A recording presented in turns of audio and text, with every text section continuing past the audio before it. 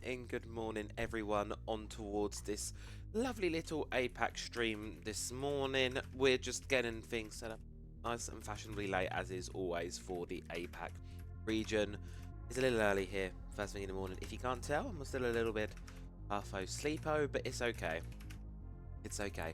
We're getting there. We've got our lovely breakfast, that of course being leftover pizza last night. We're just having some fun dilemmas with Challenger mode, deciding not to let us communicate with the players. Which, you know, I mean, it's being in the lobby with our observer here, Mr. O'Hotnex, this morning. Minor issue. A little issue. We kind of need to have them, you know, brought together. So we will give it a couple of minutes. We'll hopefully let them be able to sort themselves. We can hope here. So I'm just going to kind of just sit here and go, hi, how are we all? Hope we're all doing good, and sit here and eat my pizza.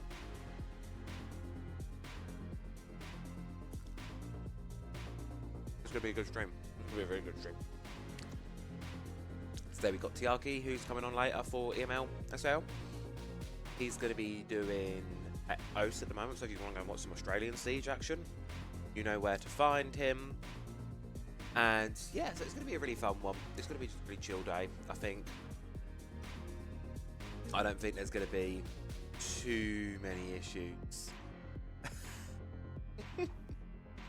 We've concluded Challenger mode just doesn't like Europeans. Specifically, this is an all-EU broadcast here.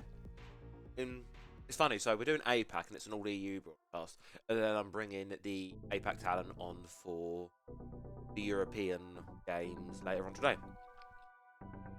In terms of what we're going to be doing, in terms of who we're going to be following, we are going to be following... No, that is yesterday's game. Let's reverse. Give me 2 seconds. We are going to be following... Father's back and Can You Be My Enemy? It's best of 3, round 4. This is a promotion game, so this is 2-0. And what does being 2-0 mean? Well, it means the winner of this one will qualify onwards to the grand final stage. Loser still has one more chance later today. We will likely follow them through on all the way. We're going to get two nice chill best of 3 this mornings. Can You Be My Enemy? If you were here the other day, we did watch a little bit of them. They were quite a fun team. They were pretty solid, pretty good at what they were doing. Some really fun Siege. Like the most confusing team names of all time, or player names of all time. So we have Koromomo and not Koromomo. And as you can imagine, when you're trying to do play-by-play and you're trying to cast fast, it's a little bit difficult to keep those two huddled up and together. So we'll try our damnedest. Got a unsponsored, unbranded energy drink here. If you can tell what brand this is by the diameter of the can, get help. It's going to be just a chill stream, chill game. Father's back. This is the roster. Dora-san, Kisu, Akiza, Harasan, and Kraf. Love these guys. I've watched, I think I've watched a few of them play before. Watched a handful of them throughout my sort of occasional stints in the APL North when we come here on occasion. So watched them all before. Familiar with these guys. Good roster, lot to prove today. And then on the flip side of things, Can You Be My Enemy? We've seen them before. Dukov had a lights out performance game the other day, so I'm expecting to see a little bit more from him. And we can keep our fingers crossed for it. And then as well as we head in towards later as well, we've then got the EML final midday through coming on through. That's going to be a banger. I'm not quite decided on which game we're going to be following yet. That one's going to be me and Tiaki. And there's a few upset. I can talk more about EML because I know EML. There's more upset teams in that EML bracket. Panahone, Gigiletti, I think there's expectation they probably qualified by now. And look at Panu, they were all the way at the top at yesterday at the 2-0 bracket. Had a pretty poor day at the office, I think is safe to say. So they're kind of on their last leg now. They have to qualify. That is a do or die game at the end of today. So it's going to be a really exciting one when we get there today. Liam, doing fabulously this morning. Thank you for asking. Hope you are as well ready for what's going to be a very long day of Siege. What we've got my channel alone. We've got 4 best of 3s. We've got 2 here this morning, 1 in EML and then the 1 in SAL hopefully later on. SAL still working on some Need Find Observer still for SAL. That only occurred to me when Tiaki asked me this morning. I'm like, oh yeah, I need to find a reserve before that. But that's just round 5. That's straight to the final game. And in that one there, I'm going to try and grab, if no one's already taken it, which would surprise me, the Raza Company Imperial game. That one is a banger of like old team names. So Raza Company is Herbiz, Django, Nesk, Raza, and Kamikaze. And then over on Imperial R6, you've got Pandex, Florio, Machina, Beauty, Sexy Cake, Yetz, and Mitrix. So you've got some really stacked up rosters over there on that Brazil side. So that's going to be a really fun one, kind of end Swiss stage for me. Is like, obviously, that's going to be the final day, like the final stream of Swiss stage and Challenger series for me, at least. Obviously, we will have next week's games. There will be the finals stage of the competition. That one will be streamed on the official channels, I believe. I'm not too sure, to be honest.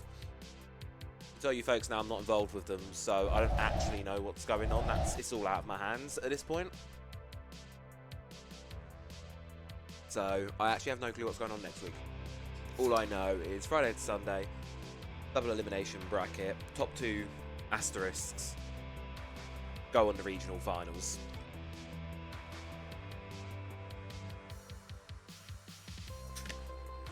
Jam into this music, man. I was trying to eat this pizza before it got cold. So, please excuse me for a few seconds. Gonna chill. You know, actually, I'm gonna eat my pizza, I think. What I'm gonna do is, for those of you who are up early, you shall be rewarded. I'm going to present you all. It's the most scuffed video of all time. It's like incredibly scuffed, but Tom's got some cool things to say. Tom had some really good things to say at SI. So a preview of the final episode of Challenger Stories. I say preview, I was going to play the whole damn thing. Enjoy. So unfortunately with this video, my camera equipment decided to start dying. The audio and video, they're just not up to par what I would normally like to do. However, unfortunately it was the final day of SI when we filmed this one. Didn't really get an opportunity to do any reshoots, unfortunately. So we're going to have to make do with the content that we have, and I really did not want to scrap this video. Tom's message that he shares inside of this one about what this game, what this community means to him, it's really important. One of the highlights of the series for me, for sure. So I hope despite all of the issues, you can still enjoy this episode and take something away from it, even if that means closing your eyes and pretending it's a little bit of an audiobook. But without further ado, I hope you all have enjoyed Challenger Stories up to this point, and you will continue to enjoy this last and final episode. Welcome back, folks, to another episode of the Challenger Stories. Today I'm here joined by the wonderful Tom Sherlock, who hello. Has been on the beers all day. I have been, and This episode is like you. Oh yeah, a little bit wonky. So hello, my name's Tom J. Sherlock, and I effectively just love CG Esports, really, the same as you. That is such an apt description of yourself, I think, Tom. Yeah. CG Esports enjoyer, Siege lover. Where did this love come from? How did we get to this part? So I first started watching Siege in, so I always played it. I played from the beta, and then played it like casually, and then over COVID I started streaming. Yeah.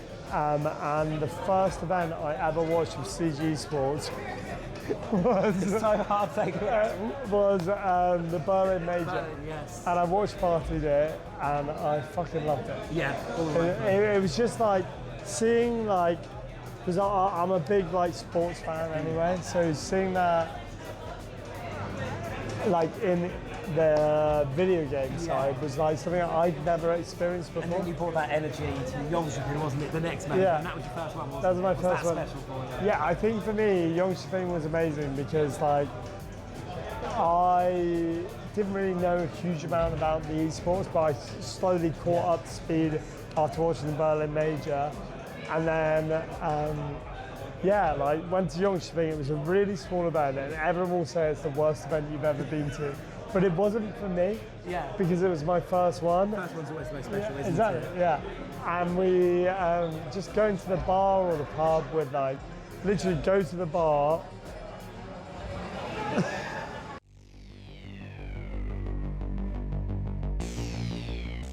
Just went to the bar and like you're just hanging out with like Shaiko, Bolo, and I was like, I've only just got into this, and I'm literally having a pint with like the people who I've been watching. Yeah. It's special, isn't it? And then today, in SI, making a lot of noise. Yeah. What's the most special thing about all of this? I think the best thing about it for me is just you get to meet everyone from around the world who you speak to online, and you get them all together, and we're all here because we love esports, and it's just, you're a bit of an idiot in the crowd, you cheer and you chant, but it's just the best thing because it's people you would never see in day-to-day life.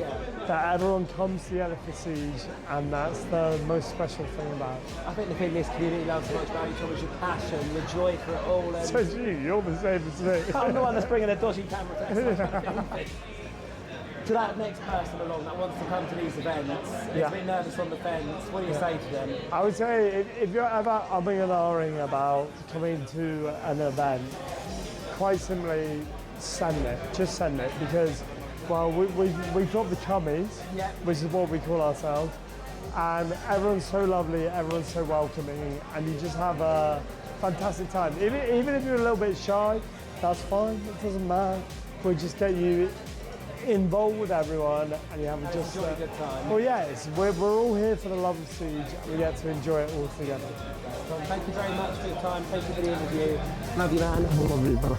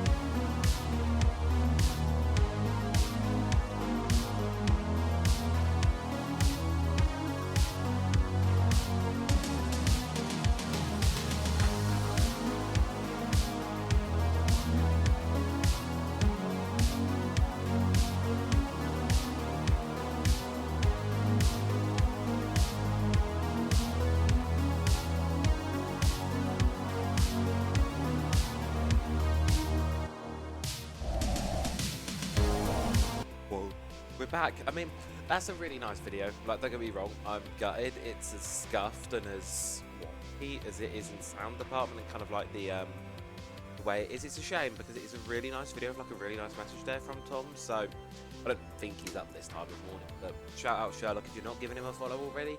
He's going to be live later on with the EML action. If you want a fun cast, if you just want someone to just sit back and watch, kind of like you're at the pub with your mates, that's what. If you don't know Sherlock already, I'm surprised, but I'd 100% go check his stuff out. He's a great guy, and he has a lot of great stuff. But we have a great game on our hands here today. Father's back. Can you be my enemy? Hoping we can pray that this one will be a banger. We've kind of had a stint of 2-0 curses here on my channel. We've yet to actually have a free mapper throughout all of Swiss stage. Everything is been pretty quick. Even yesterday, we had the final game of the night. We had Turk's Order of the Shield. First map, 15-round banger, all the way to max overtime at a consulate. And then if I just was to pull up the EML bracket momentarily again, as you can see, that one there on the right side of your screen, bottom half of the bracket, it ended 2-0 to Order of the Shield, or as the bracket says. So, what the hell? I'm not sure. I'm not a fan. We're just dealing with some Siege. Apparently Siege doesn't like to host on Japan servers, so we're getting there. We're doing it slowly. In terms of co-casters as well, as I've already mentioned, Mr. Puffo Bob will be joining me a bit later on today. He's currently, I can't slate him, he's doing a Minecraft event, so he's doing like a charity. He's doing like a charity event on Minecraft, so I can't really be like, oh, he's playing Minecraft, so I can't cast it. Like, I'd feel bad. He's doing like I don't know what it is. Great Minecraft race. Should we watch the Great Minecraft race and finish what Puffo's up to? I don't actually know what Puffo's up to. But Puffo is here, so hold on, let me do... capture. We do. So this is what Puffo is up to at the moment. I don't know if you can hear it at the moment, chat, but this is basically. Oh wait, hold on. Can I help? I actually transition it to I feel like that so you can see. Provided response. This is to what something Puffo's that's been doing. said here. He's doing the Great Minecraft Might provide race, otherwise. which I think is like a charity. Oh, new strategy. A charity speed running thing, if I'm not mistaken. This is genius. Yeah, this is good. Genius. Yeah, well done, Kimmy. To give these guys a. And got two, Great MC just in race. case. 2 villages in there. So This works. this is what Mr. Buffo Boy is up to this morning. Do go give them some love. He will be joining us in due time, but charity Minecraft event. The happy casts really have run. I think you've got to try and get as many achievements as you can in a short amount of time as possible, and then whoever gets the most achievements wins the whole thing out. It's a cool little thing. I don't mind it. It looks like fun. Please be Now, charity. mark it Oh, up. Mark it up. these Minecraft graphics are intense, man. Minecraft graphics have leveled up a little bit, so I don't know exactly what we're doing here. The casters seem very impressed. This is obviously some kind of tech, but I don't know a thing about Minecraft, so I wouldn't actually know what kind of tech this is. Oh, actually, you know what? She's bought a table as well. Okay. Oh. Did not enjoy that. Okay. It's all just. Height limit for building, we're at 300. I thought height limit for building was 128. There's so much of an unk I am when it comes to Minecraft. Like, I've not played this game properly in years. So we'll leave them to do that one. It's a fun little game. Do go check it out. Fun little Minecraft stuff here. That tab so I can see the clean feed again. So we hosted the lobby, and then the lobby decided to say no, thank you. We're not hosting on Japan servers. We're hosting on European based. The players are in Japan, so we need to have the server in Japan. And game. But what we do have is a map veto. Now, I'll take this one with a grain of salt, because where is half the map veto? The map veto's just gone.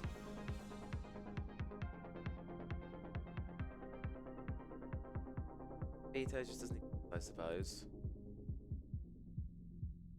Oh. We've got even less now, and it's still wrong. Oh. It's still wrong. Where's my map veto gone? Why have my graphics not... My veto gone. I'm supposed to have like 9 maps here. Okay, so we've got Cafe, which is Can You Be My Enemy's pick. We've got Clubhouse, which is Father's Back's pick. Don't ask me why it's done it in that order and done it wrong, and also missing all of the other maps. Not really working this morning. But, so yeah, so we've got Cafe, which is the pick of Can You Be My Enemy. Clubhouse, which is the pick of Father's Back. And then Bank as our decider. Ban order was drum roll, please. Labs ban, Chalet ban, Fortress ban, Lair ban, Cafe pick, Club pick, Border ban, Consulate ban. And then Bank left as our decider. So, pretty good set of maps there.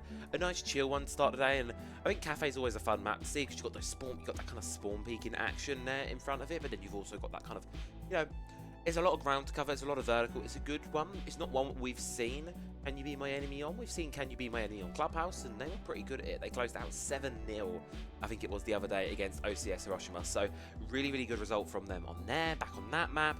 Other two maps though we've not seen from them yet. We've seen a bit of Cafe in Nicole's over in EML. Bank as well has been a really popular map there. We've been watching Secret and Secret. It's a good amount of one there. There's some really, really good stuff. There's some really, really fun games there going, and we can just keep our fingers crossed.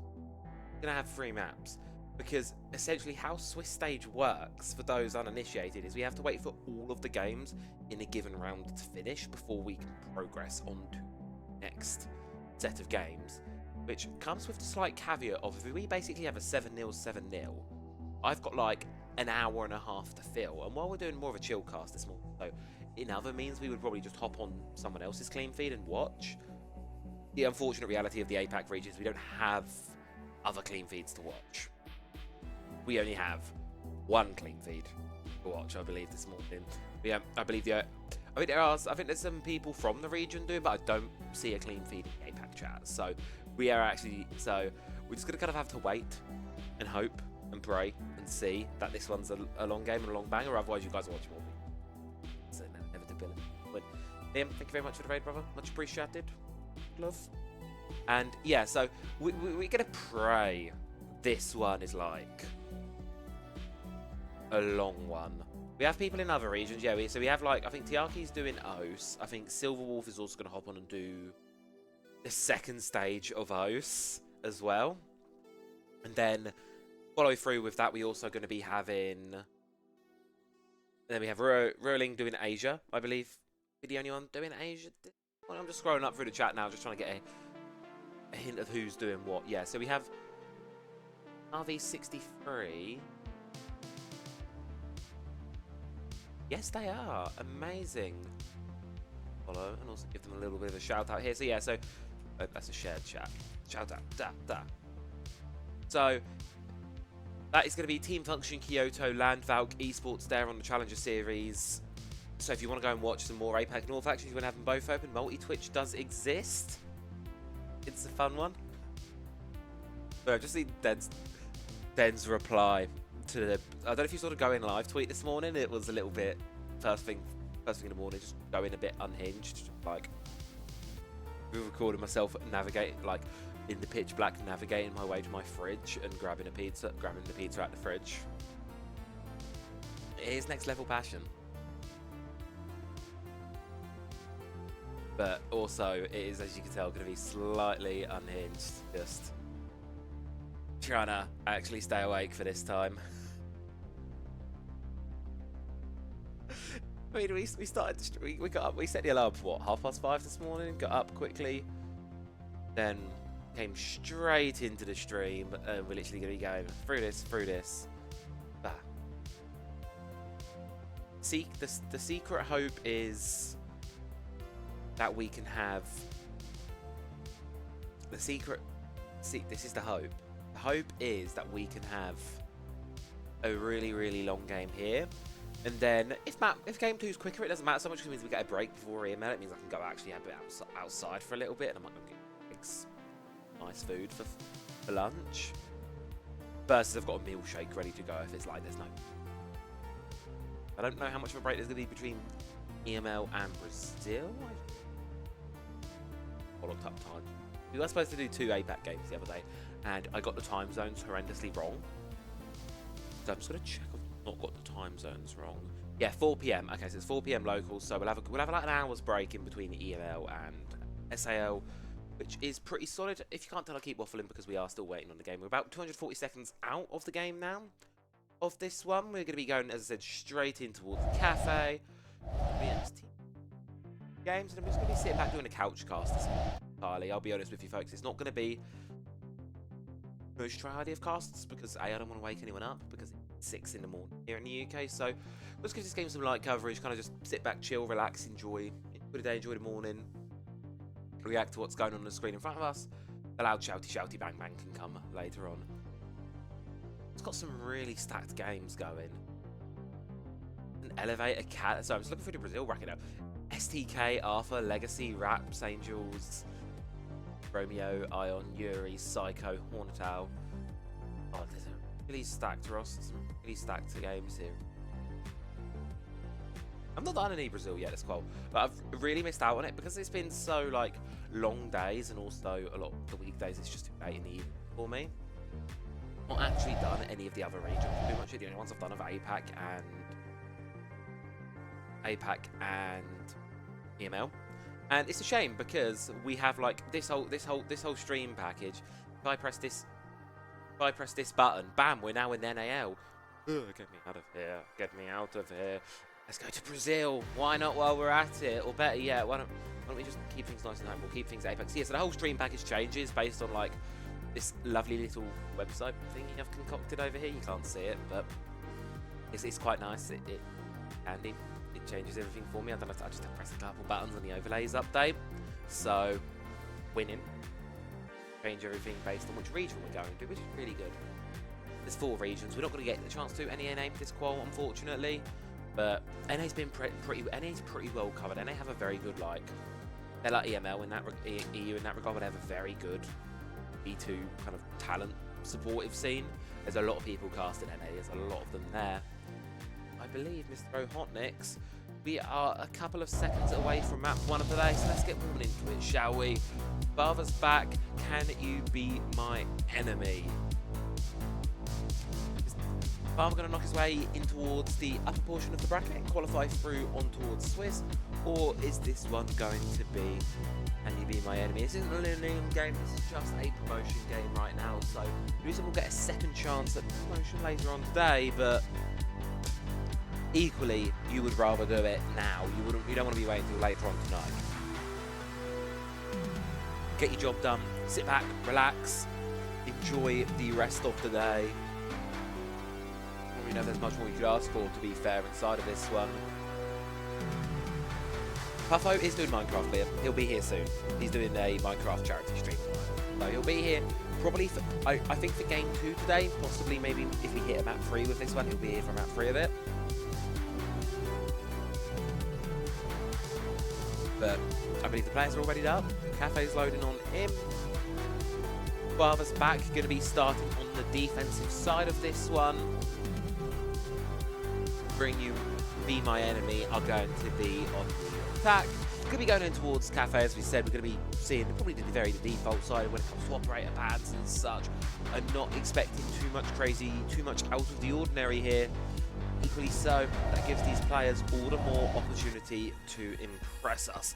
So let's kickstart things off here. Our first one of the day. I always love, it's just a really nice little touch from the North region. But these players do like to say good luck have written in full in chat. It's just, they're really polite to each other. I just cannot get over it. I love it.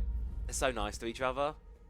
It's such like a, from my experience with North, it's such like a not toxic region. Then you have, like, it's all banter in OS obviously, but then you have OS on the opposite side of the bracket, which is like, OS is just constant shit talking each other in a playful way mostly. Like 9 times out of 10 in OS, it is just we're mucking about, we're having fun. But the contrary, North is they're so respectful of each other, and they're really like on business. Like, I thought this was the first thing he said to me this morning was, "Oh my god, these guys get into lobby quick." Like sometimes observers, it can take us a couple minutes. Take them a couple minutes to get all the players into the lobby. You invite them, and they're just slow. But no, these guys are like on it. Like, I'm watching the clean feed on my second monitor. These guys are rapid. They're fast. They're in the game. They just want to go. And I honestly respect that. I really respect it. I do. So on towards their opponent's map pick now. Father's back going to be starting their defense on the top floor. What do they have to offer us? Well, default lineup wise, to be fair, looking at everything here, it's kind of as you would expect it to see. Playing around the Azami, you're going to be using that Cade to try and play this position. I wouldn't be surprised to see her out towards sort of cigar Christmas tree kind of way, playing out that a little more, that role in the corner by bathroom, just chilling there, hiding behind the keepers, looking to waste as much time in that position as possible. Bring your enemy, that's where the Capital, that's where the Flores is going to come in. You're going to try and dislodge her from that position quite quickly. But those Electro Claws, they're going to give it that second fallback, that second bit of safety. So when she sprints away from that doorway, just down the left of the screen, back towards the site. Hopefully the wall's still closed. She's pretty covered. We're going to see some shenanigans here from Karaf, all the way down in Bakery. Solid shotgun, it's my favourite shenanigan 18 shenanigan loadout. Get anything just as of yet. So respect this weapon skin combination from not Koromomo. Oh, that one's got him. That's a really good razor bloom. If you don't know about that one, basically you go up, and if you go right up onto the razor bloom, you're stuck in a repel animation and you can't like get off of it in time. You get basically an instant kill shot. It's a really, really good one. So nice to see Aka's DK using the tech there.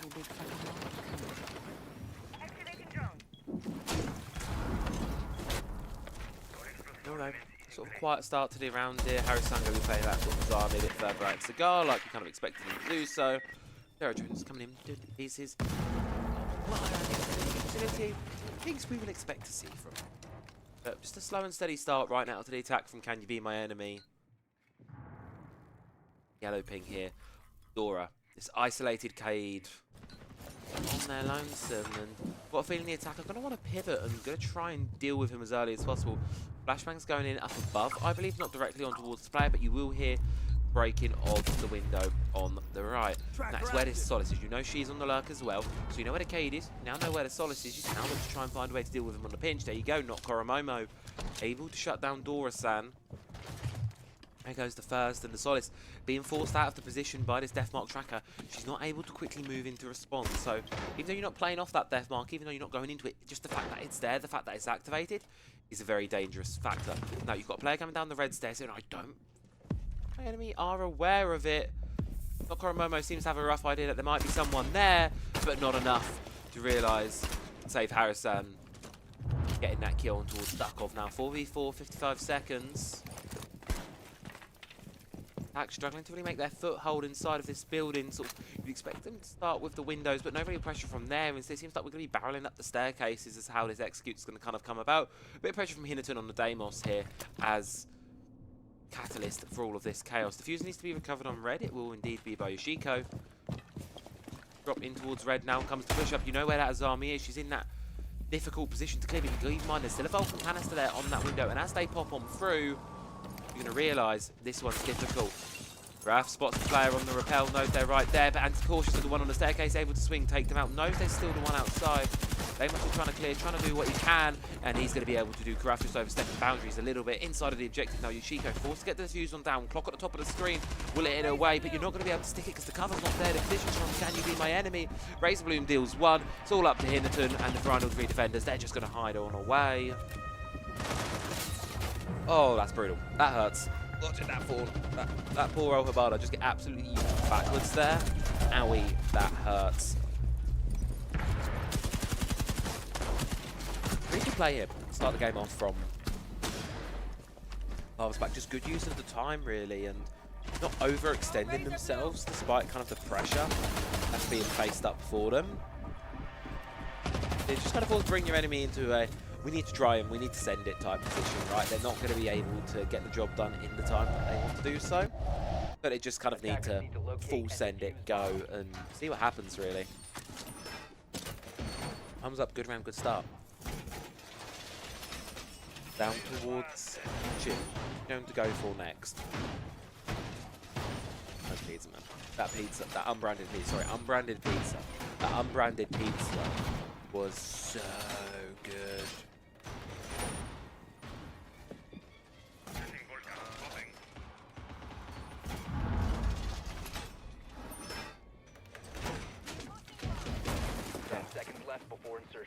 Also, it's just nice to be back here, man.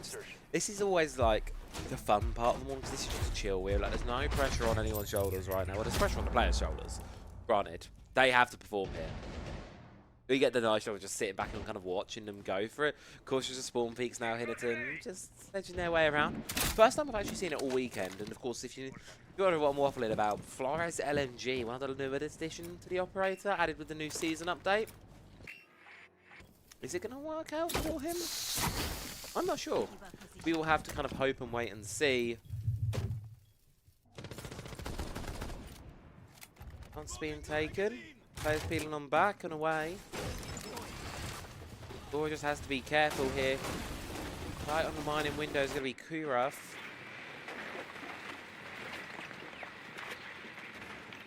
Have been spotted out there. Yellow ping's being fed on through. You know where this is army's looking to play. Before you can try and extend this vertical on towards the objective itself, you are going to need to deal with it, and more importantly, Akiza. Playing from the back of White Stairs, coming down now towards the Azami, trying to provide some support to her. It's a good chunk to clear through right now, but I don't know if BME are kind of trying to just maybe ignore it a little bit. Significant presence out towards the bakery side, pushing off the back of this Montaigne.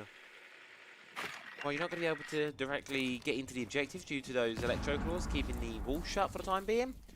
Are going to be able to make your presence known here. And you can see the players, they're trying to find out where this electro claw actually is. But they're able to see it. But Montaigne, he has seen Goyo. He has seen Harrison anticipating the peak now. Logic bomb coming on through. Pressure starting to be felt on this bottom floor. That ever-looming presence of the shield just forces you to pull on back, run away.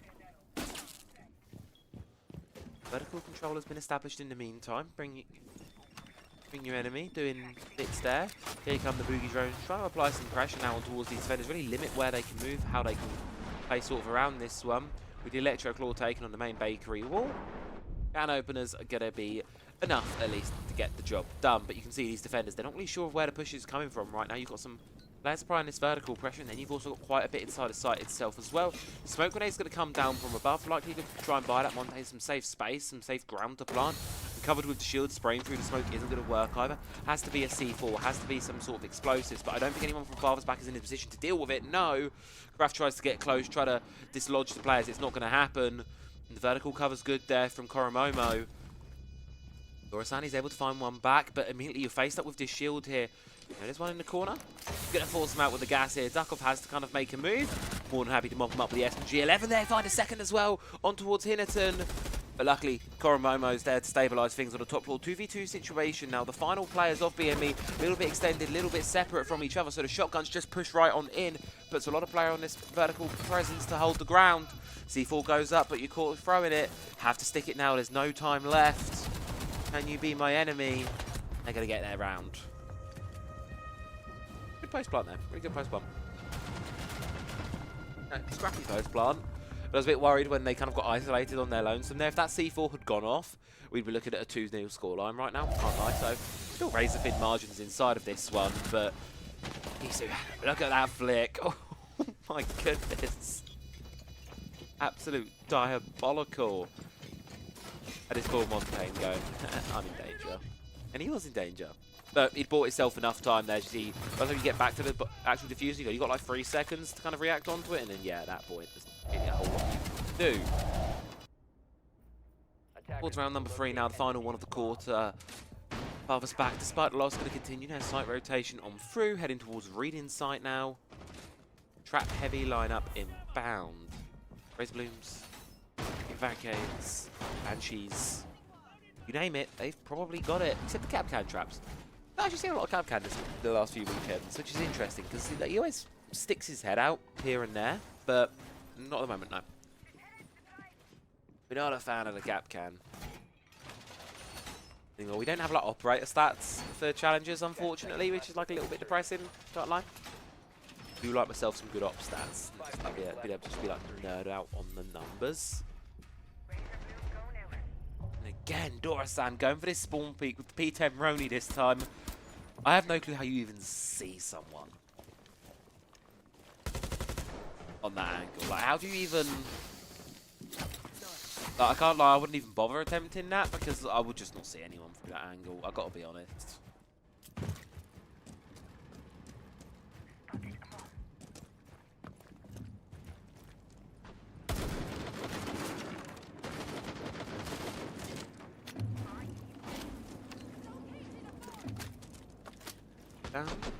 Start to go now. We're seeing Aurora on this top floor take, and I really love Aurora. I think Cafe is probably one of her best examples as a map. Position, a cinematic free cam. Oh, I do love that cinematic like no HUD free cam. It's gonna be. I do rate it, Mr. O'Hotnix. Fan.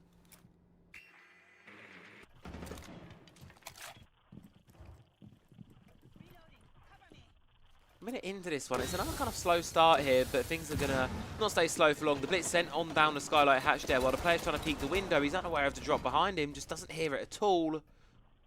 Giraffe embeds themselves inside of that rat spot in Cigar behind the counter. And wait, now, I'm going to sleep mode. A little later in the round, when all eyes are on that hatch, you can drop on that, you can just peek on up. Shoot him in the face. I don't think they're going to be fully aware of it. So you can see, oh, they're going to clear it. Uh-oh, they're going to clear it. Yep, she's dead. Rest in peace, Azami. Nice attempt. Really good idea, but unfortunately, if you're being cleared out by a shield, there's very little you can do. Harrisard upstairs to try and contest it. We'll be able to take down the blitz. Akiza with another. Second from Hirazan as well. Suddenly bring your enemy. What was a really good round for them. A golden example of how to clear a cafe. It's turned on its head a little bit. 2 attackers now remain in a 3v2 situation. One isolated on the top floor here. If you can hunt down this fawn, round is still within your grasp, but you've got to be cautious of the one on your left as well. Stalemate emerging. My enemy kind of boxed in right now. Darkov had a support of his teammate from outside. He's alone on an island, but all of Farthest back have got upstairs to try and retake this vert. So, site itself is somewhat vacant, somewhat open, dare I say. We could just see an attempt on the objective, and I think that's exactly what we're going to do. Aurora doing her job to the T. In towards the objective in a position where she can try and throw a plant down. That's exactly what she's going to do. While the vertical presence is there, they will see the player up from above. You just cannot neglect it, unfortunately. And it leaves Darkov with 10 seconds to go. Knows he can't plant because of the vertical. Farthest back going to embed their positions. Wait out this clock. 2-1. First quarter goes.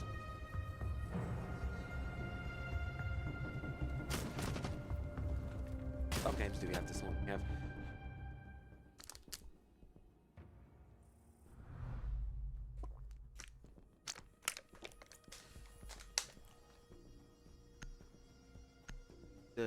so in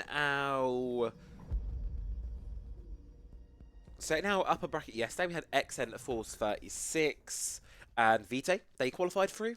I believe they were the first teams to go 3-0 in the bracket. E36. So yep. Actually, fun fact, E36 only dropped one map throughout the entire time. Vitae also only dropped one map, so they had a pretty dominant Swiss stage, dropping one map across out of 7 played, both teams.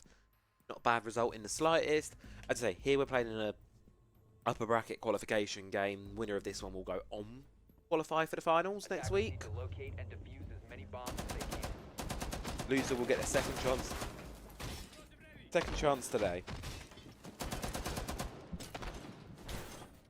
Against who? There's some options for you. There's quite a few teams. Exclamation mark bracket if you do want to go and check out the full picture of things. You can also get all the other blast on there because there's obviously all of the other regions going on right now. Let's check NA. Let's have a look at NA. What's going on in North America?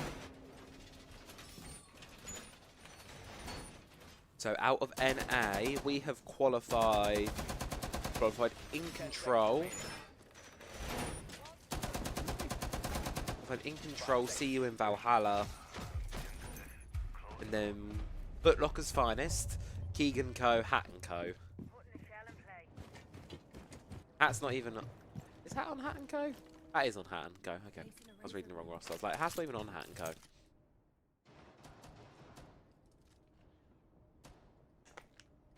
And then in the final stage, in the day, we have Imperium of Man, Rush Esports, Latam's Last Hope, Fury of Frogs, Aerial, Arise, and Outlast. Bangers. Not lie. They sound like some... looking at the lineup here, they actually look like some fun games, so, you know where to check it out.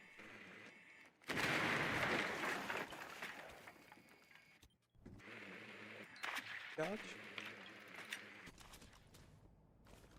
Towards to go. Just another slow, steady start here for BME. His attacks, they're not really too pacey in the first kind of 60 seconds. Right now I always feel cafe attacks, you know, this following me about yesterday. Cafe attacks were always kind of stunted in the fact that you kind of have to start every cafe attack from the roof.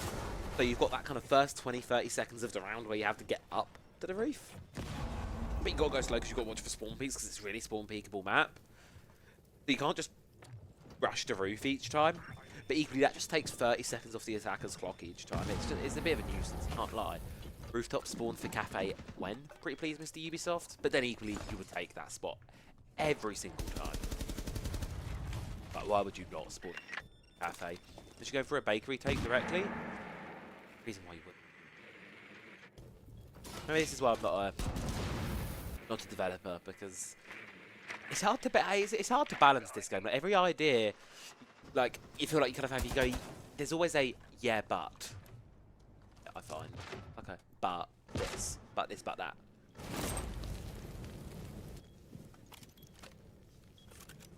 Seconds counting down. Yet again, still just 5v5. No one really committing to any kills just yet. The cigar presence has been made from being my enemy. They have cleared it out as well, so it's not like they're going awfully for time. They've got a lot of information on today. Just really committing to any kills here inside of it. Farthest back instead looking to play on this kind of M round utility here.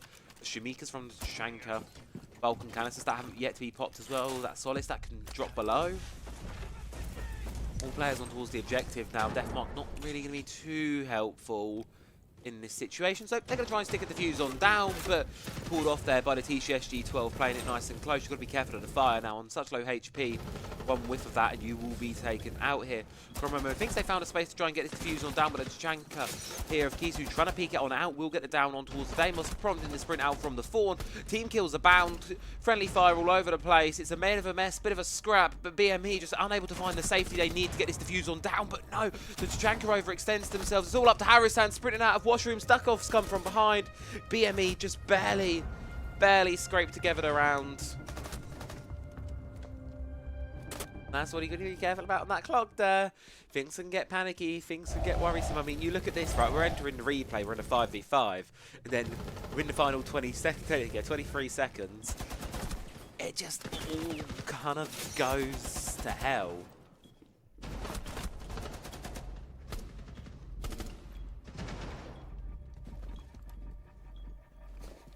To 8. Darkle sprinting up. Yeah, beautiful catch there. We go. I've got a glimpse of him just on the corner of there. Ohotnix is our wonderful observer who we've convinced to wake up this early in the morning to cover some APAC games. So shout out to Mr. Ohotnix, the original big dog himself. Great fella.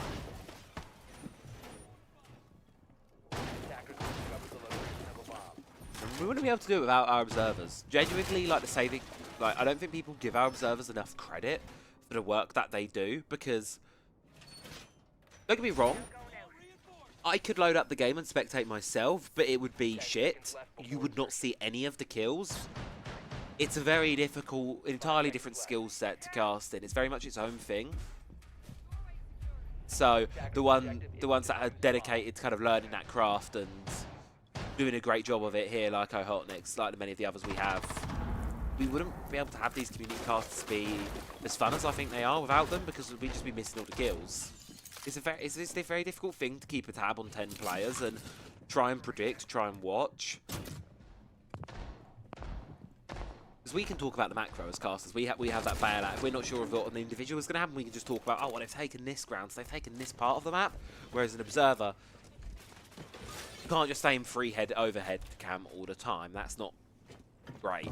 So you have to actually be involved in the first person. And also, when you're watching things in first person, as you can see, you can't see everything all at once. So, shout out our observers. Shout out the run out there from Azika. Shuts down Koromomo. Flank watch of the gridlock. One is gone. And it's always Father's back here really being the ones to dial in this early aggression. Can you be my enemy? Never really wanted to play into it, which is interesting because the other day they were pretty aggressive. They were pretty upfront with how they want to play this game, and now, no. Stay close to me.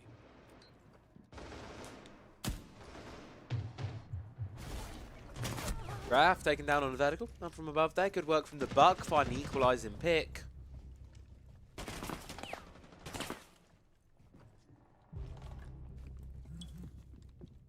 Spray. Chico able to find Harrison. His defense just kind of getting picked apart a little bit here. I think just biting off that little bit more than they could chew. Final player here, marked out by the death mark. It's Dora-san. You could either swing out into the Deimos or the final team's waiting for you back in Laundry. BME, good round from them. Good, clean, clear. Not too much more to add to that one, really. Just solid early siege. And we're actually moving to what's shaping up to be a pretty good game here. 3-3 split emerging. BME on the attack. Like in one, this is their map pick. There is that expectation they do a little bit better here.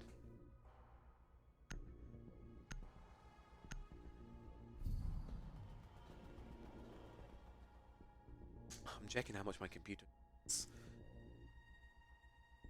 This is an unrelated tangent, but chat, I want a new computer, and I can't be bothered to build one myself. That just too online. So I'm going to pay like extra couple hundred to get a pre-build.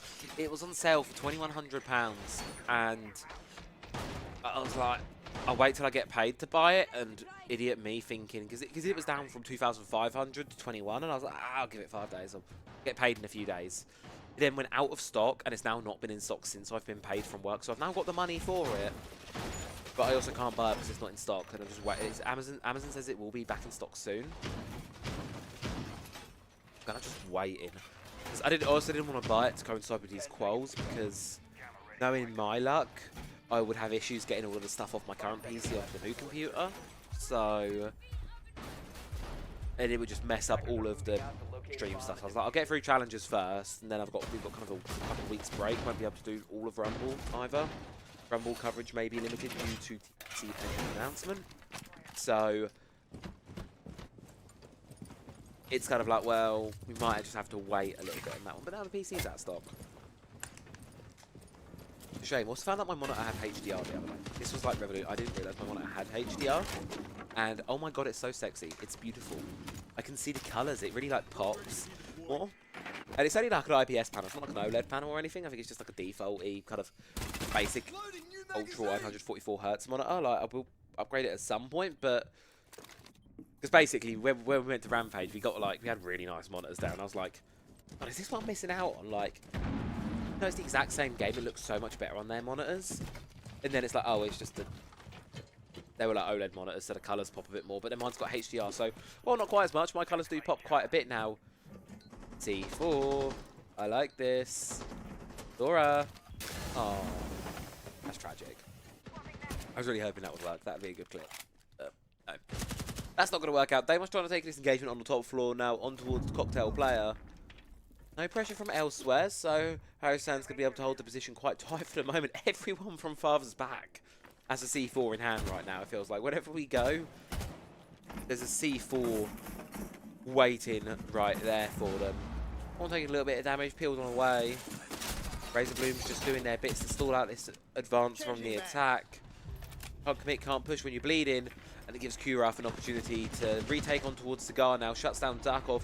Going to go for the Peacon through here in towards Stock, but the read into it from the Deimos is there. The issue is his team has kind of crumbled around him. Chico, Innerton, now left to kind of scrounge to pieces. Make it just a Chico. D4s hit their mark. Third time to charm. You're now in a 1v4 situation. Peeking what you can with the Blackbeard. Iron sights for that extra quick, you know, draw, aim down sight speed, but I don't think that's going to help you there. Is that not distracting when you're playing that champ chart? Like, it constantly pulsating. I don't hit champ, so I wouldn't know. But equally, I just feel like that would be distracting to have what you play. Just going... No, like, I just feel like that.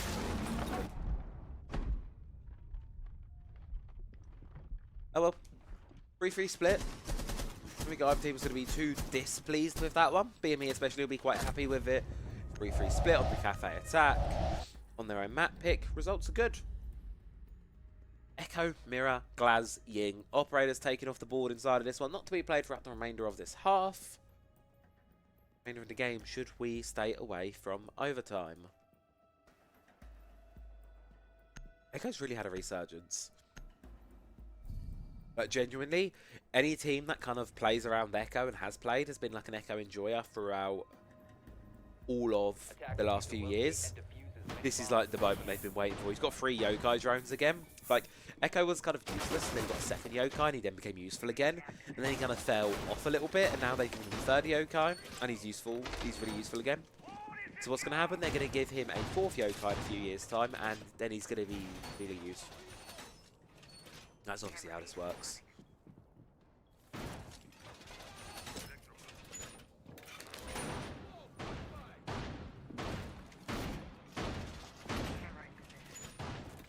Bomb located by attackers. 10 seconds to go. 5 seconds to go. Flip side though, the attack going to be straying away from shields for the time being. Just a fairly defaulted side. It kind of look towards this take here on the top floor. Defense as well, bring in as you would expect and see. Nothing really out of the ordinary to report here. Just kind of playing the default safe game of Siege here for the opening map pick, which, you know, that's fine, that's good. Opening picks, don't really need to go too crazy yet this time in the morning. Obviously, you've got the finals, so all of your really flashy things that you've got saved in the back pocket. You're not going to be too worried, I don't think, about showing anything off yet, especially while we're not that pressured on the map 1. Series spirals on through. You're going to want to commit a lot to finding that safety net. You're going to really want to try and qualify out of this one. Is your favourable seeding, I believe, going into the double elim bracket as well. You're going to play sort of more of another middle of the road team. C4 trading for a grenade. Neither one though able to find their mark. Well, that C4 had it for a second, can't lie, but the Deimos just repelled a little. Deimos? They just repelled a little bit too far down, far away. That kind of drone hunt, find the drones, shut them out. I think we're gonna have a major on these guys' home turf later this year. Plus the Japan major. I mean, a fruit grenade forces him out. Are you aware of the backstab from Y? No, you're not. You'll be shut on down for it there. Harrisan's able to fight it. In the meantime, Kisu has fought. So it is 4v4. The hop-in has been committed though from Father's back. They're all here cornered inside of this white area. One big C4 could go really needed right now. Hinnerton's heard my call. Been able to find it, but the picks are still coming back in from Father's back. They're not going down without a fight here. They just need to be cautious of this flank of this Valkyrie, but pushing in with a shotgun, it doesn't quite match up to that one of the defense there. And then whipping out the SMG-11 there, not Koromomo. Can you be my enemy? Locked down here on towards this top floor. Oh. That's good. That's the good stuff right there.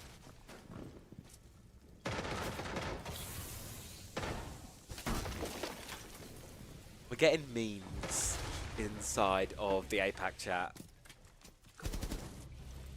Ducky is begging for like a good game over there, like a really close, like a good, long OT kind of game there. And I don't know if we've got one yet. Let's have a look. Oceania.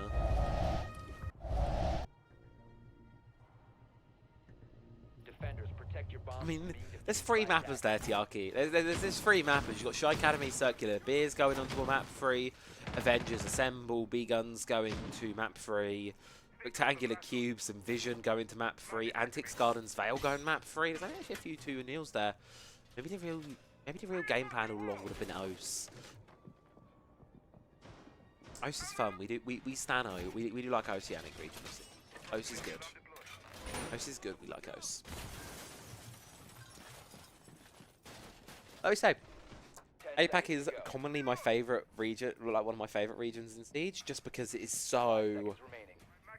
It's just fun. It's just fun. It's just like good fun Siege normally. Attackers are heading out to defuse a bomb. Vigil, no boss G. Fuck off. Playing Vigil, you got to see the boss G. One we don't see a lot though is going to be the Zofia, and one we're going to be seeing nothing of this round is the... Hinnerton taken down quite early on there, trying to go for a spawn peek. It's just not working out. Trying to find where the player was, but there he is. Found him. He's dead. Rest in peace. And out the main door. We're inside the site. We're planted already. Father's back. Will be taken away there by the backstab from Darkov. Able to find Koromomo inside of the chaos. Defense though, unaware, unready for this one, and the player on side of Red Stairs, no choice now but to push straight into the gun there. Q refusing the utility, beautiful, and while the Clash can look to try and regain some ground, stuck off behind, unaware of the one on the left, that's going to swing on through and find it. All down to this Vigil, he's able to down the first player, but not get much further than that. Father's back, I wasn't even ready for that one myself there, and you can see the enemy was not either. Speed running through.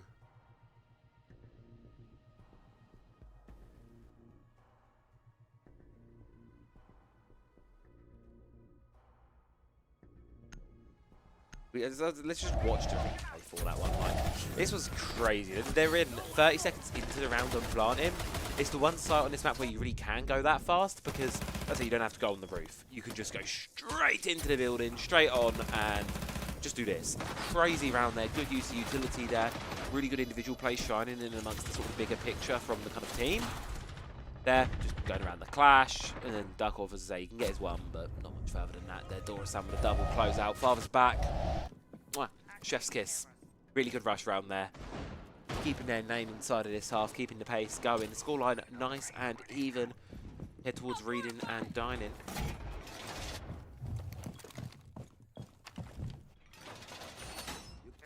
We hit 900 followers the other day on this channel, so thank you very much, guys. Like, for someone that only streams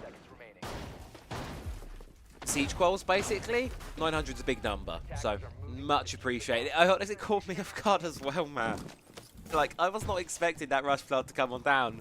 I was like yapping about something else, and then I just casually just watching to see what operators are being picked, and I'm like, why is the blitz yellow? Oh, he's planting. Like the blitz's little his little player card's yellow, and I'm like, why is it yellow? Oh, he's planting. Ow. We're 20 seconds in. Why are we planting? That is a replay of all time. That one is like, that is such a good round. I love it. Apex back on the venue, boys. In goes the Rotero, take out the Banshees. We've got the Brava this time as well. Try and hack him all that out. A lot about the utility game right here for Father's Back. Bringing out the Thatcher, bringing out the options. Did Thatcher just say bollocks? Did I just hear Thatcher say bollocks enemy device? My beloved, my king.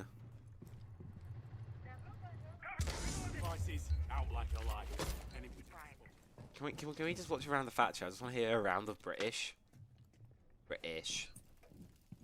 Huh. Bottle of water. Halfway through, the player inside of stock rather. Yeah, you're gonna have to run away. He's getting a little bit forced out, a little bit too hot in that position there.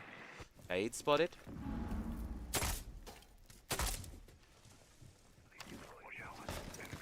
Through down his attack. Defense just doing a really good job right now, just holding the front line. They're not really conceding an awful lot of ground here. They've burnt off what they feel is enough times. They're just going to run away. Back on down. I think now's a good time to kind of do it. 60 seconds left on the side of the round here. Father's Back have the ground, have the territory. They need, but equally so. BME not in a perfect position just yet either, so still got a lot to work through here in kind of last 50 seconds, minute of the round. But a C4 from Koromomo could go huge here. It's going to be thrown up. Bit too short. Off the Thatcher. Now, one outside. Sight, but then here comes the backstab. Two down below, actually really committing inside of this one. Neither has a C4, so I don't think the vertical is going to be the name of the game plan right here. Somehow he's able to get away with one. Dora-san wiggles in front of his face, finds the trade back. Plant's going down. Is there going to be cover for it from above? You know it's exactly there, but it's the backstab you're unaware of. But Koromomo is able to get in there, get the kill, but not in the time though. The Vuzer has hit the ground. Dakov left in a 2v1 situation now. Has to move quickly. Understanding it's probably going to be one. Trying to hold this vertical angle here. You pre-fire out, get towards him. Kuraf will take it. Father's Back. Find round number 9. And we'll emerge with the lead inside of this one. Because their first attack, round 1 of this half was rocky as all hell. I can't lie. Round 1 was a little bit shaky. But last few rounds from them. That rush plant in towards this one, which was obviously a much more default take. Much better quality from them. Much better def in positions to just let their trade each other out where they need to. Just forcing your team into your final teammates into unwinnable situations. They'll take the lead here on their opponent's map pick. No less do keep in mind. On the attack as well. 2 rounds away from sealing off Cafe.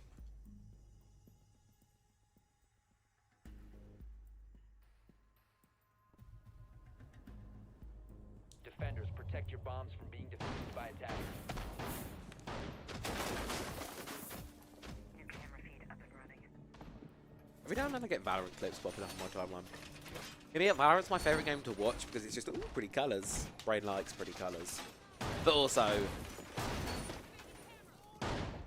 Oh my god guys, Discovered the location of a bomb.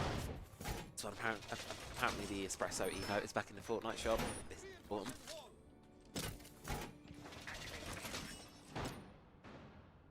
We could do that actually. Oh, you can do it on the website now. Helly. 5 seconds left before insertion.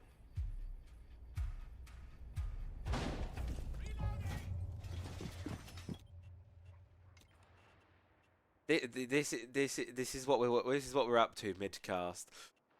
Like what is this? Lizard. What is this?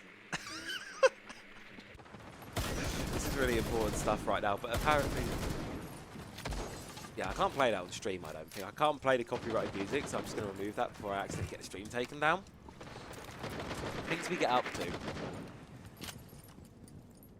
We need to work out how because we will have a long break here. My PC can't handle a lot and streaming, so we're going to have to temper expectations. But equally, we can find something to do, I'm sure. We'll work out about that after this map and game ends. For now, though, round number 10. Father's back with a narrow lead inside of this one. Yaki gets it. Lizard.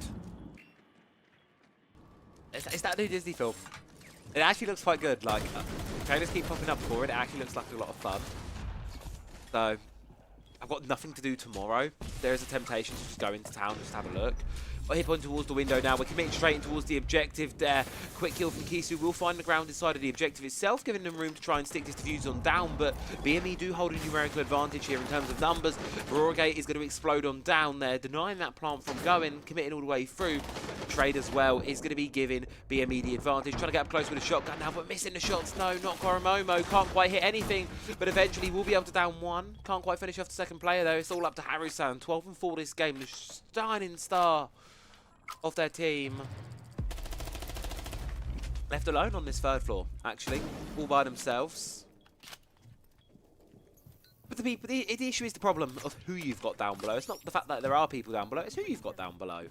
You've got yourself a Solace and a Valkyrie, one of which has a C4, the other of which can tell you exactly where you're planted. So basically, what I'm trying to get across is you are not safe. C4 does miss though. Good hop up. Not on the bar counter. You're just going to keep playing around with them here, barting in all sorts of different corners, but you've got to find one. Is it going to be too little, too late, though? Too far away to try and deal with anything. You're going to know exactly where this diffuse on is, but Harisan there, able to isolate the one on towards Hinnerton. 1v1 situation now. Duckov is going to have a rough idea of where this player is going to be, but not able to win the gunfight out. Harisan brings his team up towards a map point now. Father's back, starting to build up momentum. 3 rounds in a run.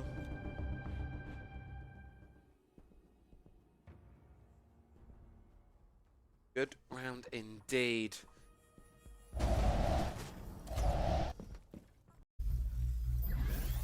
Most plants going, but a little too late. No tactical timeout called from the defense here.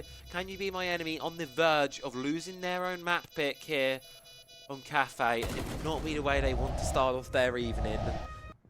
They want to keep on going.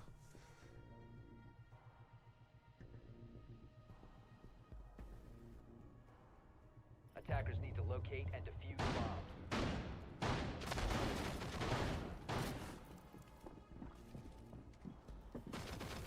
bombs. Tamer, it wasn't quite a comeback, so it's 3-3 at the half. First half, obviously, flip sides. It was even, 3-3 split. BME won the first defensive round, and it was 4-3. And then Father's back did a rush, 2 more default-y kind of plays, and they've just been honestly on a streak since well, that is the entirety of this half really. They did that first round, it was a rush, they were planting within like 30 seconds, it was a pretty crazy take, can't lie. And then they just immediately zoom, they've been zooming since then to be fair. That rush got a flip momentum on its head. 2 rounds in a row, we're now sitting at a 6-4 scoreline. So it was quite an even game, but Father's back this second half have been really solid on the attack, and BME trying to do what they can on the spawn peak. We're kind of hoping there that Hinderton would be able to find a pick back the other direction, but I just don't think it's going to happen. Got to be careful of that Solace. So normally we don't, when we're properly quote unquote casting, we won't respond to chat. So like later on today when we're doing like EML, we probably won't. But at the moment it's UK based, so it's like 6 in the morning. We're doing a community cast. I'm not taking it like all that seriously. I'm just here to provide some games, provide some siege and some action. So just a fun little chill way to start the day, because we're going into EML after these 2 best of 3s, and then we're doing Brazil later on. So don't want to exert myself too early on, and also don't want to scream too loud and lock in too much, wake up the neighbours. Also, that's me on my own. So keeping up that kind of a volume for that. It's gonna be a bit strenuous on the old voice. So we're just chilling here, basically. We're just chilling, watching some fun siege. And it's a good way to spend a Sunday morning, if you ask me. Side of bathroom, Shishido. Yep, runs on the way. Too much pressure. Open on up there. Going away. Father's back slowly getting themselves into a position that they're going to need to. XE36's game is not on this channel. XE36 already qualified. They qualified yesterday, so they're not going to be playing any more games till next week now, which those games should be on main channels, I believe. Rainbow Six Bravo. One of the two of them. So they're not playing till next Friday now, so they've got a week off. They've qualified at Swiss. They were 3-0, actually. Speed ran the bracket. Won 6 out of 7 maps.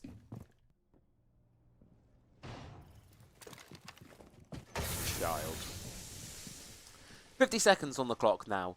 All 10 players still alive, barreling towards another very bloody execute here. Logic Bomb's going to be deployed, but still outside the building. The attack can't fully commit to anything just yet. Just trying to burn out the toxic babes, just trying to burn out this utility. Dora has to be careful not to take too much damage off the chip there.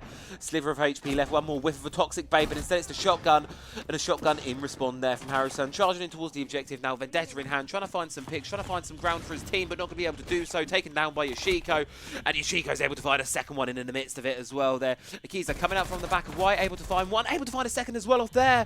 2v2 situation, but the teammate falls, making it a 1 versus 2. And with 15 seconds to go here on the buck, your position's been given up. The defense know exactly where you're going to be lying.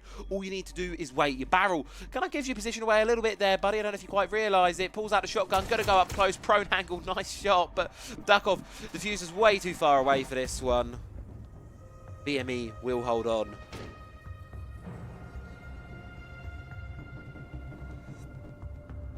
Yes, Liam, we will be doing Brazil later on today. Not sure which game we're going to be going for yet. It really depends on kind of what's available, what's some shooting there. Makiza, some really good individual play, and this as well here on the shotgun with the buck. But you know he's expecting you. You know he's not. He probably is aware his barrel's sticking out a little bit. Just dip a little bit too fast, so you're going to go with the prone drop shot. But unfortunate kit's cold, and that wasn't Solace as well. That wasn't really one you were going to be able to win from that position. Brings us all the way through to the end of regulation.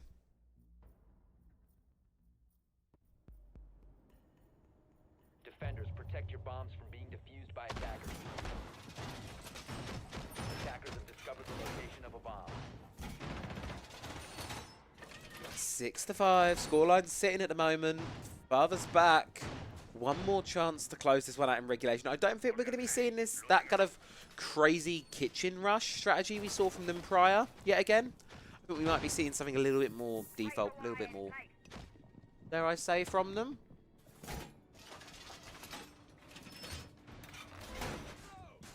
Some just stuff we're a little bit more used to. OBS, can we work, please?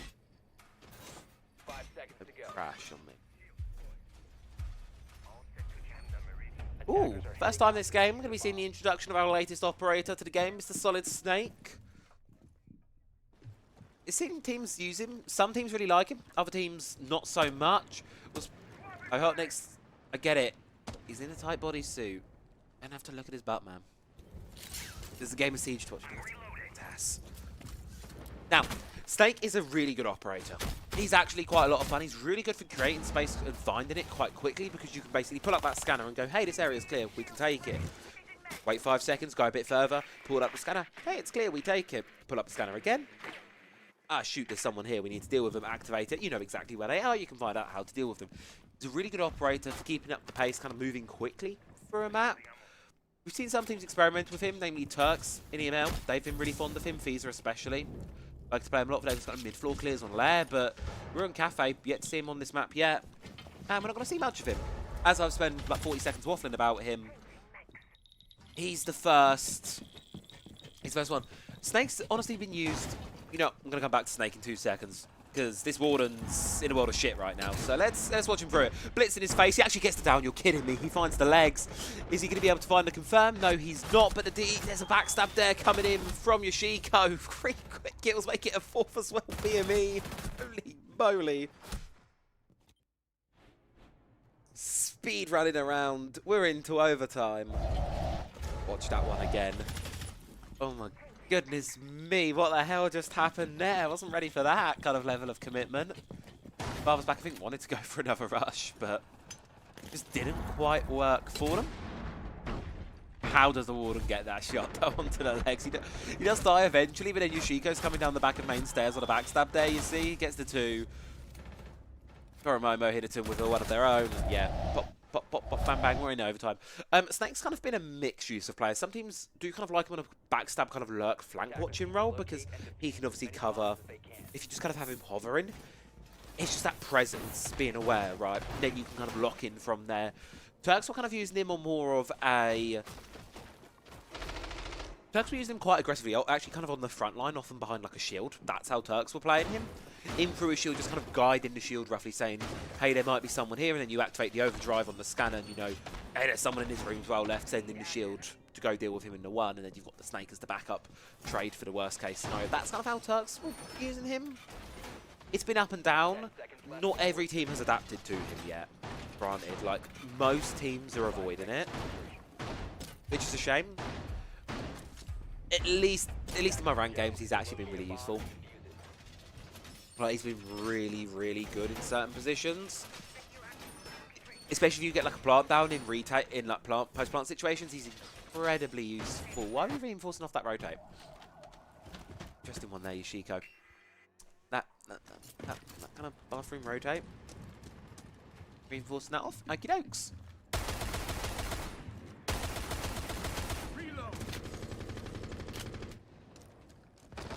We're in overtime now. This game does not want to go yet, and it's honestly been a really good game. So far, both these teams have played some really good siege, some really interesting rounds as well. Not just sticking to default all the time, going with these kind of more interesting strategies. There's like rush plants we've seen and whatnot. So it's been a really good game. Both these teams making their kind of places known in this one, really trying to fight for this qualification spot.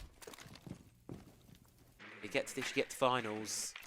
My only concern right now is this Warden's very boxed in washroom. He's very, like, locked in there. He can't really escape too easily. If there's someone up white stairs to catch him, he's very limited in terms of options with that rotate closed. So, watch how it unfolds. But Yoshiko's been gunning this game. 12 kills to his name. You know he is there, though. Up close. Why are we putting a claymore down there? He does take a bit of damage, obviously, in doing so, but that's one you're happy to take. The Thatcher gone down. You'll be more than happy for that one. EMP going to be thrown, wall going to be opened on up, meaning you will have to retreat away, but no one on the white stairs catch just yet, so you should be able to get so easily done. Thermal charge is not going to be able to get the full breadth of the wall open. Oh, dearie me. That's a big problem. You've got no EMPs left, and you're not going to be able to get hop through those little holes in the wall. Kisu has found one back with a DMR, though. C4 going to go out. Anticipating it, Harusan's fallen back. Firing off the staircase, but only the top. Meaning the player on the landing, you're going to have to take about yourself. Luckily, you're able to do so. 4v3, Pavel's back establishing a lead now. Cornering this Valkyrie on the bottom floor here. Charging on through. Wherever he runs, there's someone waiting for him. Kisu finds it. Really good isolation right now. They're just pivoting away, but now got a bit of ground to take before they can get back up towards the objective here. Final two defenders, one inside a freezer, one on cocktail. Where they can support one another. Right down this final 20. Momo just caught there from Cigar, leaving the teammate alone in a 1v4, made into a 1v3, faced up with the shield, faced up with the Blackbeard. They're just going to have to go for the kill while the kit has dropped cold. Koromomo, hold on, gets one, but unfortunately no more than that. Kisu-san able to seal the deal off, and Father's back will have themselves yet again on map point. They just need to get the job done this time. 2 more opportunities they will find themselves here. Close this one out. 1 further attack, 1 further defense to go. Be my enemy if they want to close out their map pick of Cafe. Yeah, I thought he actually almost had this for 2 seconds. As soon as that kit went cold, Neymar's like, there just feels like it's in the air that it could happen. Like, it just feels like it's kind of sitting in the air that it could happen. But unfortunate, not meant to be. Especially with that clock as well. Need a big clutch round. It's maybe like the one thing we haven't had yet. Like, it's like a massive, crazy clutch round.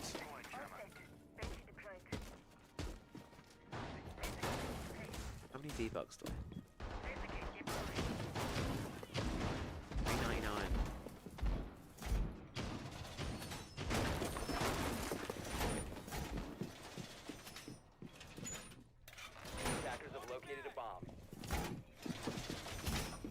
browsing the old.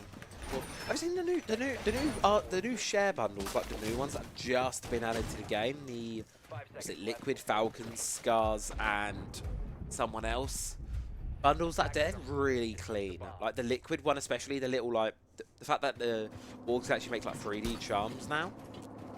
I'm leveling up the broadcast, the charm game, the R6 share bundle game this year. It's actually amazing. Oh yeah, how could I forget Fear X with another anime bundle? I mean, they know what sells. All I'm gonna say is, everyone knows we get the anime bundles.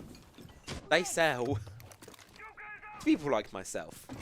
I will probably buy the anime bundle, mainly because it just infuriates people and it's funny. Last bundle's clean as well. Yeah, really clean bundles. Rate it.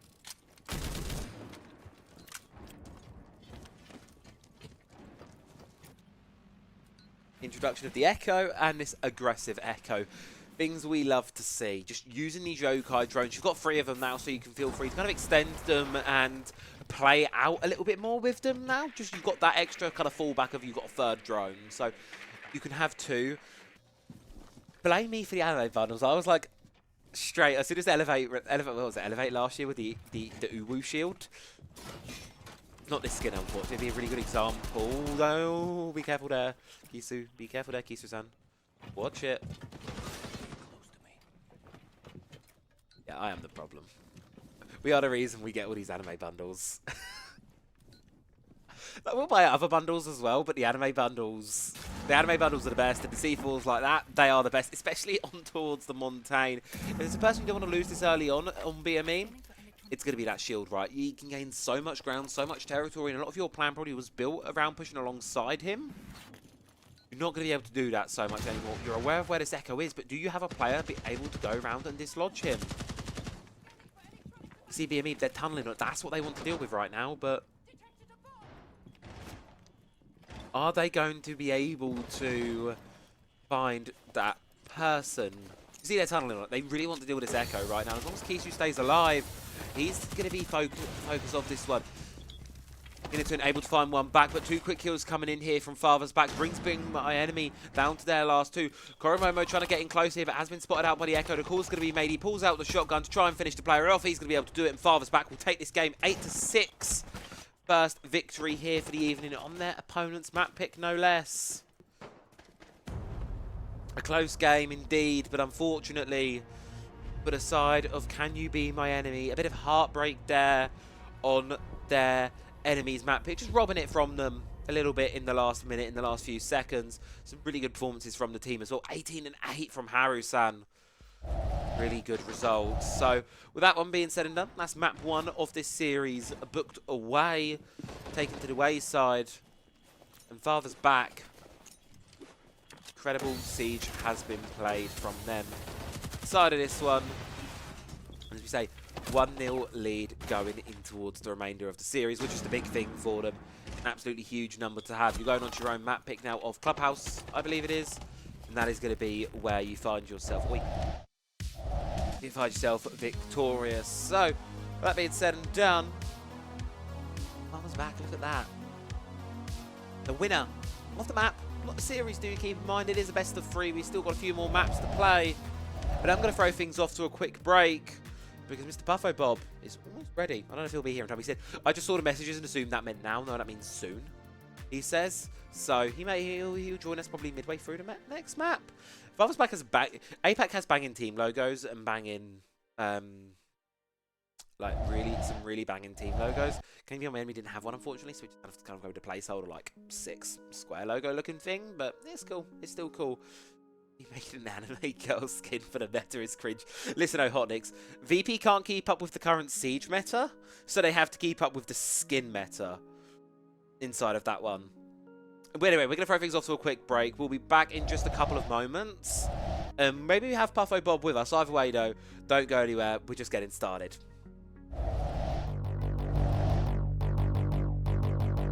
Welcome back, folks, to another episode of the Challenger Stories. Today, I'm joined by Finn. Finn, please introduce yourself. Hi, I'm Finn. I'm an Xbox Siege player. I play on PC too, but primarily Xbox. Yeah. And you're a fan of the game, huge fan, obviously enough to come all the way here from Boston, all the way down here to the Invitational, Paris. Big one. How has the weekend been, first and foremost? Oh, it's been a blast. We started off exploring the city before the event even started, so we had a great start to the week. And then day one, opening ceremony was awesome. Seeing the orchestra was awesome. It's been a blast so far. It's been a blast. Yeah. It's been a really special weekend, a big celebration of sort of everything that makes this game so special, and everything special does have a start. Yeah. When did you first get into Siege? Year one, season one. I did not play the beta, but my parents bought me an Xbox One. We had an Xbox 360 that I played Halo on, and I believe it was Christmas or maybe a birthday, and they got me an Xbox, and it came with Siege, and I would have never touched the game if they didn't get that bundle. Included in there, and the rest is history, right? The rest Main is game history. Since that point, favourite season of the last 10 years? It'd be very hard to pick a favorite. I'd probably have to pick based on like a favorite operator. I'd say Habana. Those old seasons hold a lot of nostalgia. I was not good back then. I was like silver. That was the beauty of it, wasn't it? That's like old Siege. No one knows what they do. That's the fun stuff. I was playing with my school grade kids, or my friends from like school, and like being in middle school when the game came out, and now like growing up with Siege, it's just been such like a huge part of my life.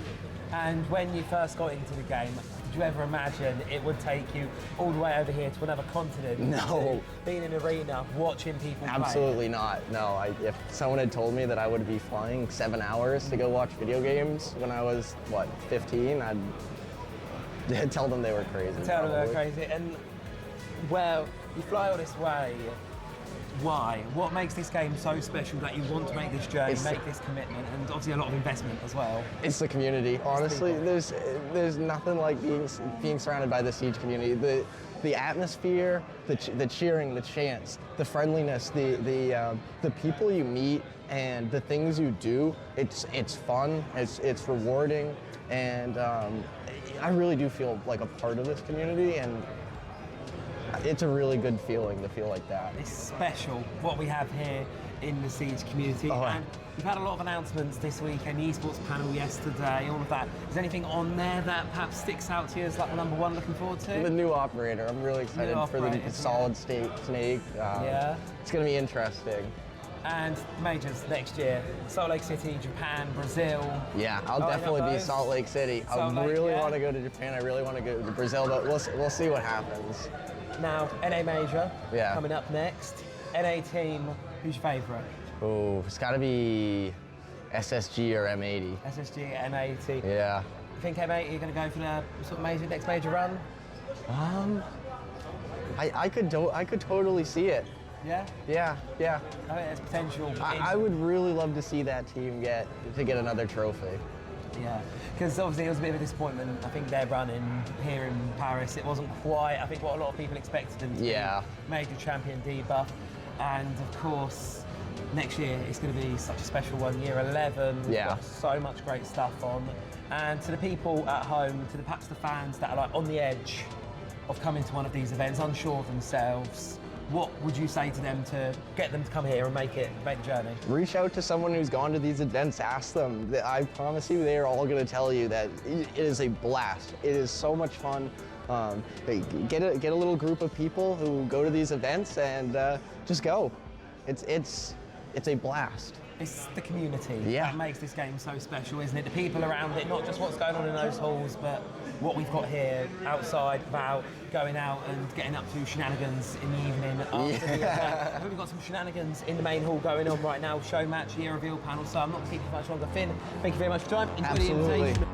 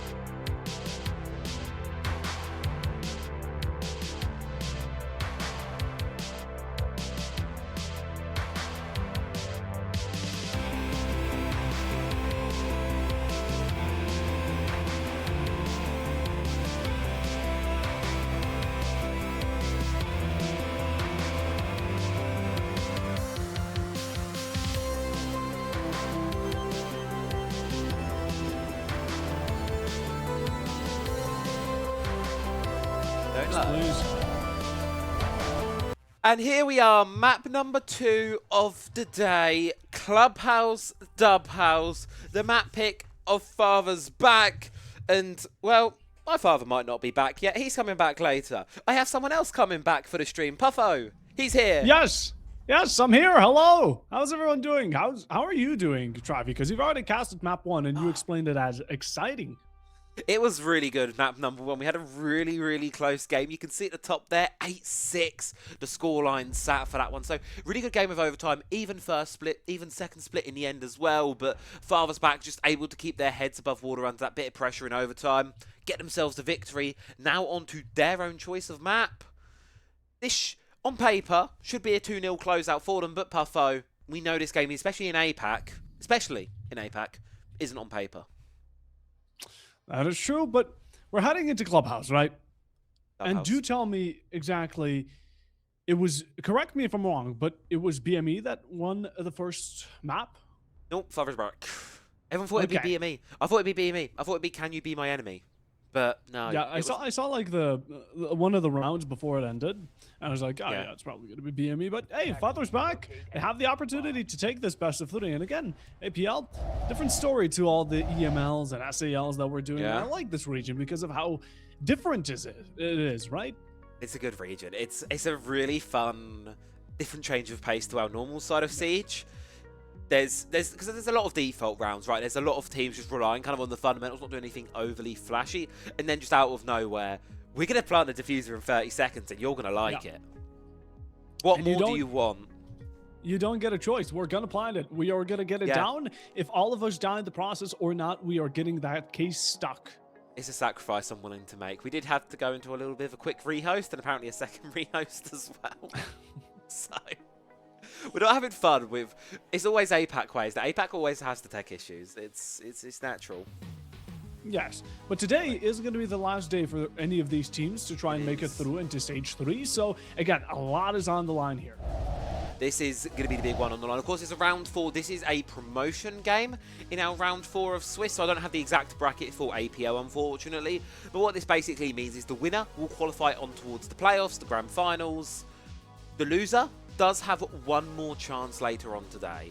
So they'll be playing our next best of 3 after this one, where they kind of have the opportunity to... Sorry, that's a new error I've not seen before. I don't know if you just saw that on the clean feed.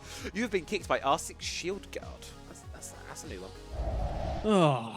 Although I am very happy with how Siege has been doing numbers wise. Oh yeah. Because I checked it out. I was like up till, I don't know, midnight, and I just went on Steam charts randomly. I saw like 130k players. I was like, damn, when did this happen? Yeah, when did this happen? Wait, we were 130k last night. I saw a tweet. I thought it was just like someone fluffing. Hold on. Steam DV. It was big. And that's only on Steam as well, because obviously Siege is on Uplay. Ubisoft, and the most amount of players are console. Yeah, but there's 80k people on it right now. Damn. Also, that's do we have the cussing availability on the Travi stream? We do have the limited cussing availability. I've broken that rule already a few times this morning, Mr. Manor. I've got pizza and Red Bull in me, like. Ooh, what type of pizza? I saw you got a Domino's box in your fridge. Yes, we had a Domino's box. So I went a bit rogue because we've got this deal out Domino's, $6.99 for a pickup pizza. So £7 for a large pizza from Domino's. That's a good price. That's good. That's a really good price. So yeah, and the Domino's is like right around the corner from us, so it's not a problem to go and pick it up. But you only get one topping. So I went a bit rogue. Went for like the ground beef steak topping that they do. Okay. Yeah. It was pretty solid. I can't lie. It was pretty good. Mm-hmm. Had some yesterday. Right. Had some this morning. It's a really good food for these casting weekends because I can kind of just have a slice here and there, and then when I want a big meal, go and have like a lot of pizza. This is what this is. This is a lot of pizza on this tiny little plate. You can't go wrong with pizza. I feel like. No. I feel like pizza is just like one of the perfect foods. Like it's great. It's good. What is your opinion? What do you have on pizza, Mr. Puffo?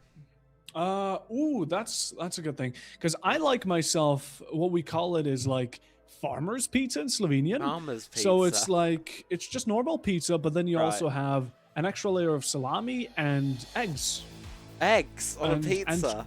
Yes, you Like, would be surprised how good an egg is on a pizza. Like, how do you do, like, what, like, chopped up boiled egg or, like, scrambled bits of, how do you make the egg? I think it's like they just put it on the pizza and it boils while the pizza is being like made. So you just dump an egg on a pizza and... I think like a that's raw how they egg? do it, but it is good. I know it sounds ridiculous, but it is good. I'm You have Googling to this trust one. me. I Yes. don't know how much I can trust you on this, I can't lie. No, I'm not joking. I'm not Yeah, gaslighting you or anything. I know you're not. I can see it, but I'm just also like... No, Like... look, yes, it's kind of like that. Yeah. If Yeah. you're not an egg guy, you're not gonna like it, but it fits. It fits very nicely. And again, as long as you have the So meats what the to back hell it. is Oh, what the this? hell is that? Ew. Okay, now that is weird because they just boiled up the eggs differently and then they just like chopped them up. That is weird. That... I've never had eggs on... What the hell is that? Why have you taken the Did they eggs? even bake it? Did they just eat it raw? Come on. So we were looking at like dodgy food the other day, and me and my friends encountered there's a whole subreddit dedicated to doner kebabs, Oh my god. and Oh it's as no. beautiful as you think it sounds. Have you ever played Scrandle? Maybe, depends. Can you show me? This is really fun. So basically, you get two lots of like. Oh, let me make it so stream can actually see the whole thing. Make it a bit smaller for you. This is really good production, by the way. So yeah, so this is Scrandle. So basically, you have to pick like which one of the shoot. So basically, you get two foods, and you have to pick which one is like the most appetizing, right? Oh my god. So you got like is the burger is like disgusting. £6, and then you've also got this cheesy hot dog which is 85p. Keep in mind, so it's quite cheap. But then you kind of have to pick and choose which one is your preference. Oh, So- and then that the- is just. And then that's which just one did the sad. community vote for?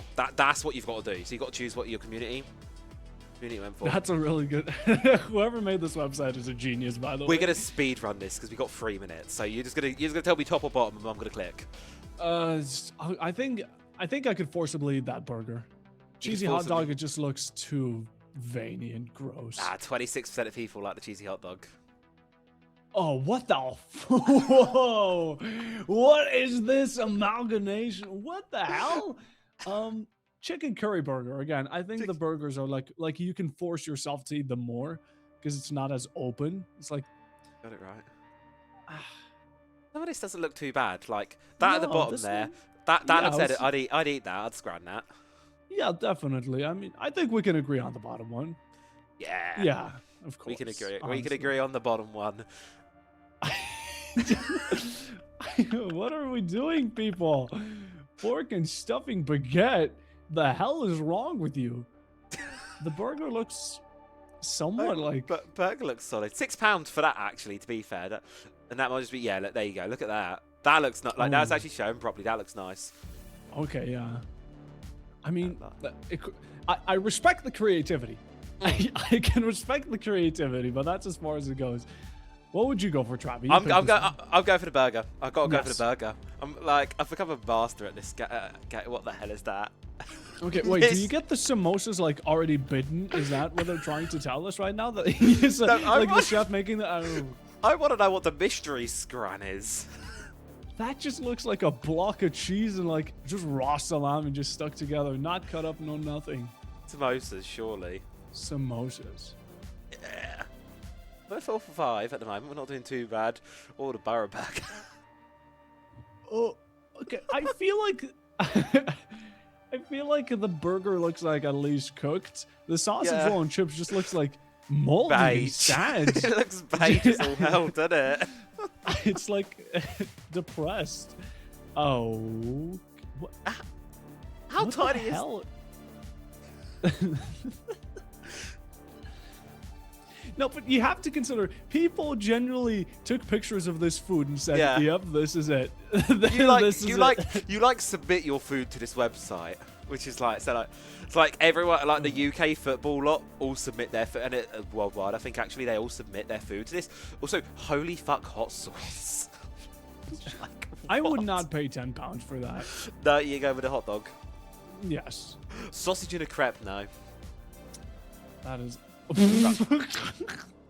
Why is it so long? Remember my hot dog in Munich, where I was like the baguette's like this big. Yes. Sausage is like It was like long. It was like a foot long hot dog in this tiny little bun. Right, the game's starting, so quickly speed run, top, bottom, go. Bottom one. You're wrong.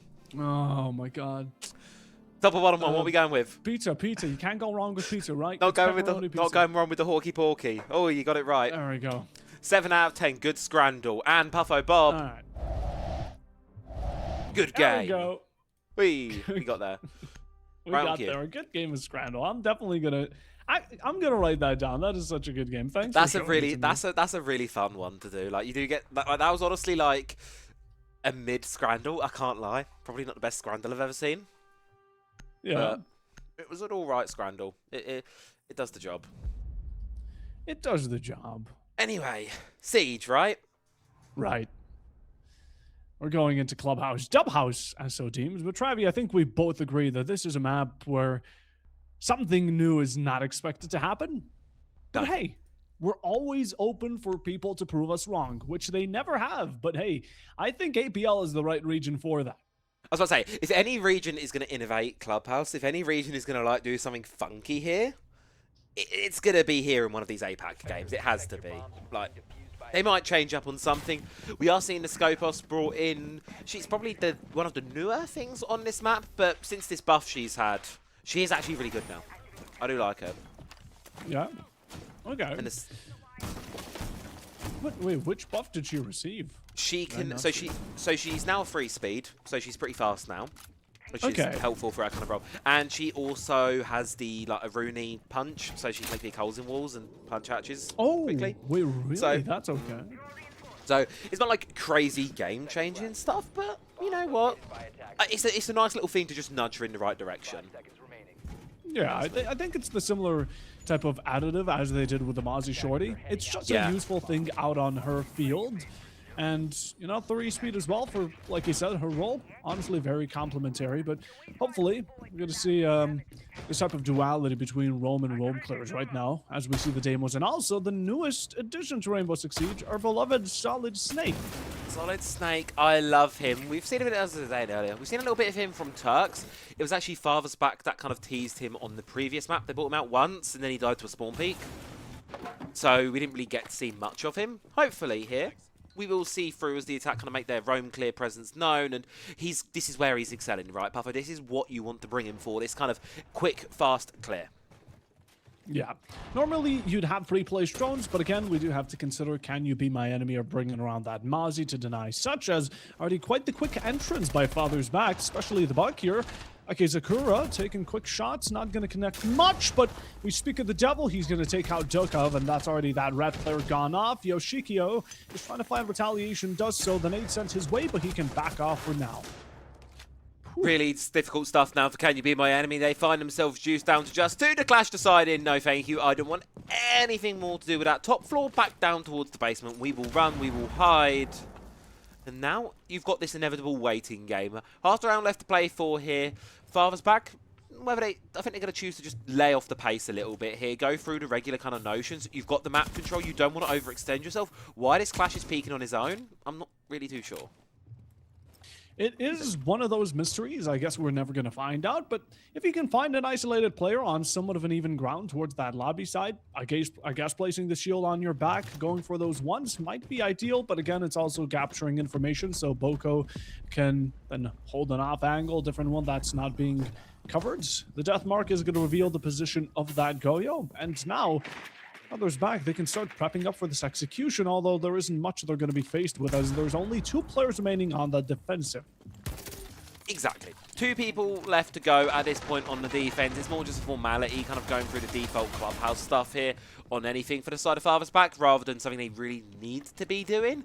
At this point, it's a safety net for them. They don't want to jump down the hatches blind, just taking full advantage of that picks they've got, because, you know, it could always go wrong. That's the big factor of it. It could always go a little bit wrong if you just blindly jump in. So they're going to wait. They're going to be sure.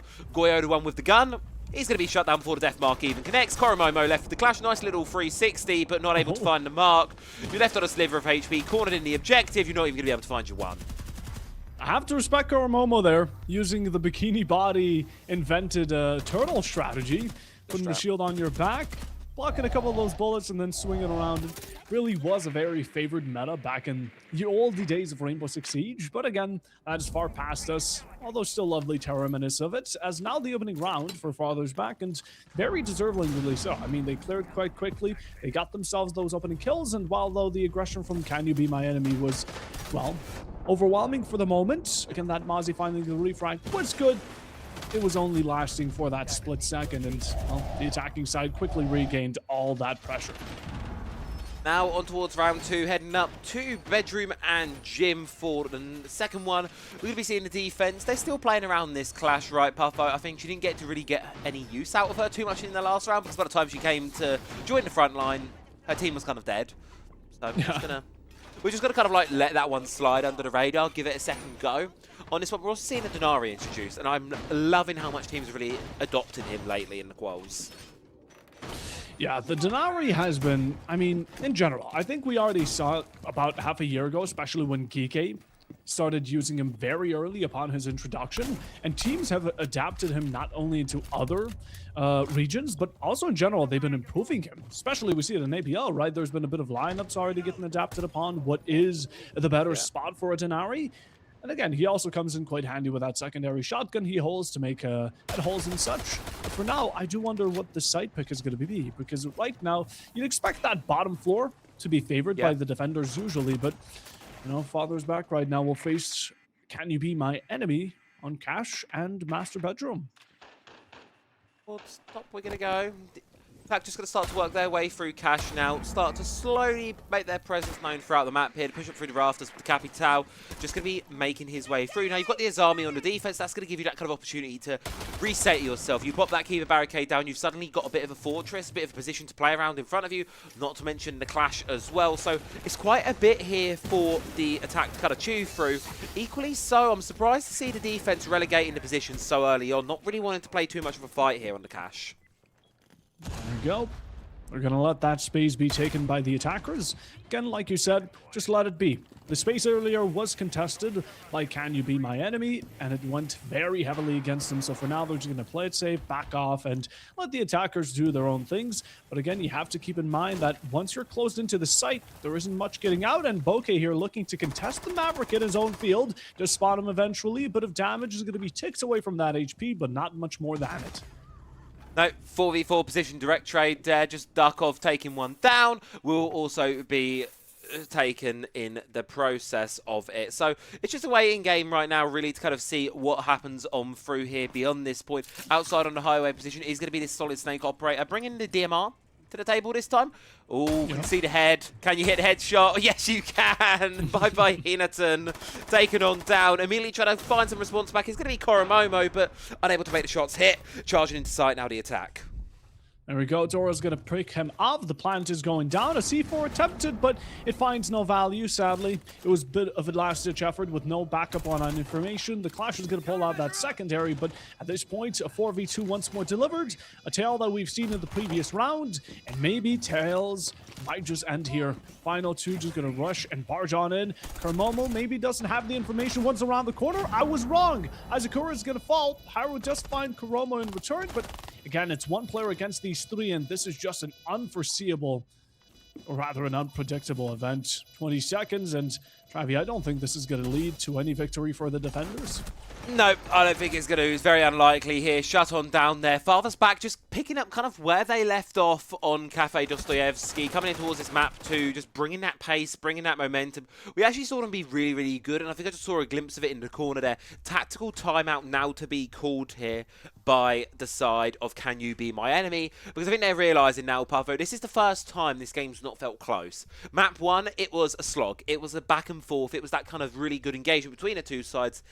Clubhouse so far, you've got 3 kills across 2 rounds. It's been a bit of a one-sided affair.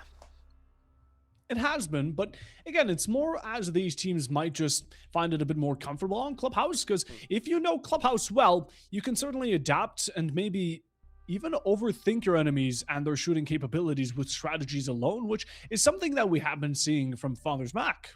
again, I think that they've been working around their strategy. They've been playing it by the book. But I wonder what type of style is going to be adapted by Can You Be My Enemy? Because, again, they've tried 2 different variations. In the opening round, they went with, okay, you know what, we're going to challenge this ground, but they ended up losing it all. Now they gave it away quickly, which allowed the attackers to just pinch you into sight. So you need to find that middle ground. Hopefully, they can right their wrongs now on the side of the defense. Back down towards the basement. Going to be bringing the pretty identical lineup to what we saw from the first round for them. Playing around that clash, playing around that Scopos. The key thing here for Can You Be My Enemy is, as you say, Puffo, finding that fine line of the aggression. When is too much? When do you decide to pull on the way? The Scopos is perfect for playing that kind of role, because she can get herself really knee-deep in kind of mess. She can get herself in a real pickle, and then she's just out of there by the press of a button. Perfect operator to kind of play aggressive without that running at risk as much of over kind of committing. 100%.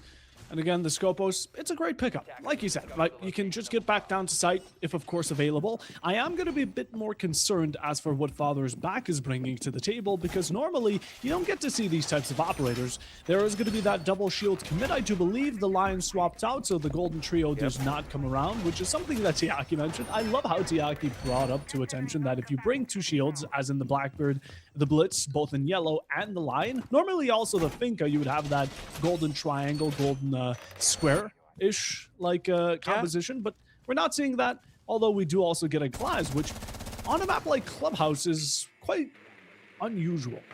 It's not one we're used to seeing, certainly for this basement. I was half expecting to see the team just kind of try and flood in towards dirt, trying to go for a bit of a rush, shock and all take. I don't think that's what we are going to be seeing, at least here, from the side of Father's Back for the moment. They're just going to be playing a little more default, at least for the start of the round here. Using the shield so off the back of that solid snake, it's, if you ask me, probably the best use case for the operator right now. Use the snake, feed the information on through to where these defenders are, and then send the shields on in, because it's a 1v1 as a defender that you can't really be winning. The Blitz on his own journey. There's not much of a backup, which again, quite uncanny that the shield is very alone. You have that flash potential, but again, with the amount of utility and explosives that the defense currently carries, it might be a risky challenge to take. We see Karath right now on that scanner once more, just seeing if anyone's allowed lobby. Yoshiko trying to find the openings, the sides of that shield player, but nothing really captured upon, although contrary to the previous rounds, the attackers aren't having as hasty of a run as they did earlier. They're not really. They're struggling to find the weak link. That's what they're looking for at the moment here on the side of Father's Back. And they seem to think the weak link is going to be on the objective itself. With how much presence is being focused around the rest of the map right now, send the Blitz on charging through. While the main push from the team is going to be going straight in towards the objective, Puffo. There we go, Gon 6 it in. There's going to be the smoke to also cover your senses for just a bit. The knockback on the shield doesn't go successful, but the C4 rings out loud. Karoma prior to it, and all of a sudden it's Calamity here as the defenders have completely caught these attackers off guard. What we thought was going to be an easy take has now turned on its head. And a flawless round here for Can You Be My Enemy to find their opening. Oh my goodness there. Father's Back have a really good idea, and I like the attempt there from this round here. Recognise that there's not too many people home on the objective, so maybe just sending it, pushing through dirt, the glass, the smokes. It's on paper, it's a recipe for success. It finds itself quite well, but I think just unable to be caught aware there. The C4 coming on in, just not anticipating the amount of presence known. I have to wonder if you bring that snake maybe on towards that dirt push, you then have the information going in, because you are effectively, you know there's not many people at home, but you don't know where they are in that home on the site. So you're kind of pushing in a little bit blind. So maybe in my eyes, bring the snake into that push with you, and then he can feed the information. I feel like maybe also having an off-link, such as that Blitz. I think the Blitz setting up towards Secret was a great cause. If you have an extra player around maybe Oil Pit or pushing into Blue, so not as much utility, or at least those major angles are somewhat covered, it would be quite good as well. But hey, I guess we're going to have to adapt upon that later. For now, we still have to focus on Can You Be My Enemy, not only equalizing things out, but maybe getting ahead of Father's Back, because even though this is Clubhouse, yes, it would be considered the 50-50. It's an old map. Whatever, you can tell me. I'm always going to consider a 4-2 or a 3-3 split on the defense, the usual. Yeah. This is it. Father's Back on their attack now. If they can find this third one, they'll be comfortable. They'll be smoothing smooth heading in towards the next half here. So really it's on Can You Be My Enemy to try and catch up. I think Father's Back go for a bit of a statement and play there. Didn't quite work out. We will reserve themselves back towards the default, and that's where we have to see Can You Be My Enemy kind of recover things. Interestingly, Puffo, despite her presence in every single round, Clash has not been banned. And you know what? I'm actually here for it. I actually fully agree with Father's Back keeping the operator in. I think it can certainly prove to be useful for the defenders, but I mean, it hasn't found the value I'd imagine to. No. I mean, a lot of these cases, the Clash has been left in a 1vx scenario, and that's just unfavorable considering you only have a shield and a secondary to work with little to no explosive utility. Now, it doesn't really serve its purpose, nor has it up until now, but if you push that Clash deeper for ground capturage as well towards this red side, might be a bit more difficult to surpass, and this is something I'm liking from Can You Be My Enemy. They need to change up how they're playing this Clash. Because, yeah, if you ask me, it's actually worked to their detriment, which is why Father's Back have left it in. Because, like you say, they're playing without a gun because of that introduction of that Clash. So when you get in that clutch situation, she's not the most clutchable operator. Wall construction side is going to be opened on up now as the attack make their presence through rafters. No, wanting to push into CC. Koromomo with C4 in hand, ready to throw it up, over and go. Here comes the stuns, here comes the grenades, but caught off the wall. Not too early, though, to deny the C4. Charging on through. They're going to try and make quick work of this one here, but this defense, they're holding on strong. Ace of Selmas are going to get denied by that Zoto. The Clash can back off towards Longi, Oh, but don't give up too much ground. A second C4 is going to connect, and Kisu will not prevail. Yoshiko makes another one bite the dust, and look at the utility that's been lost. Hard Breach is gone. There's going to be that Solid Snake as well, so information gathering will be limited down to that Grim, and Grim alone, who's thankfully been saving up his utility, but it goes without saying that this is a large man disadvantage, and a return for Father's Back will be difficult.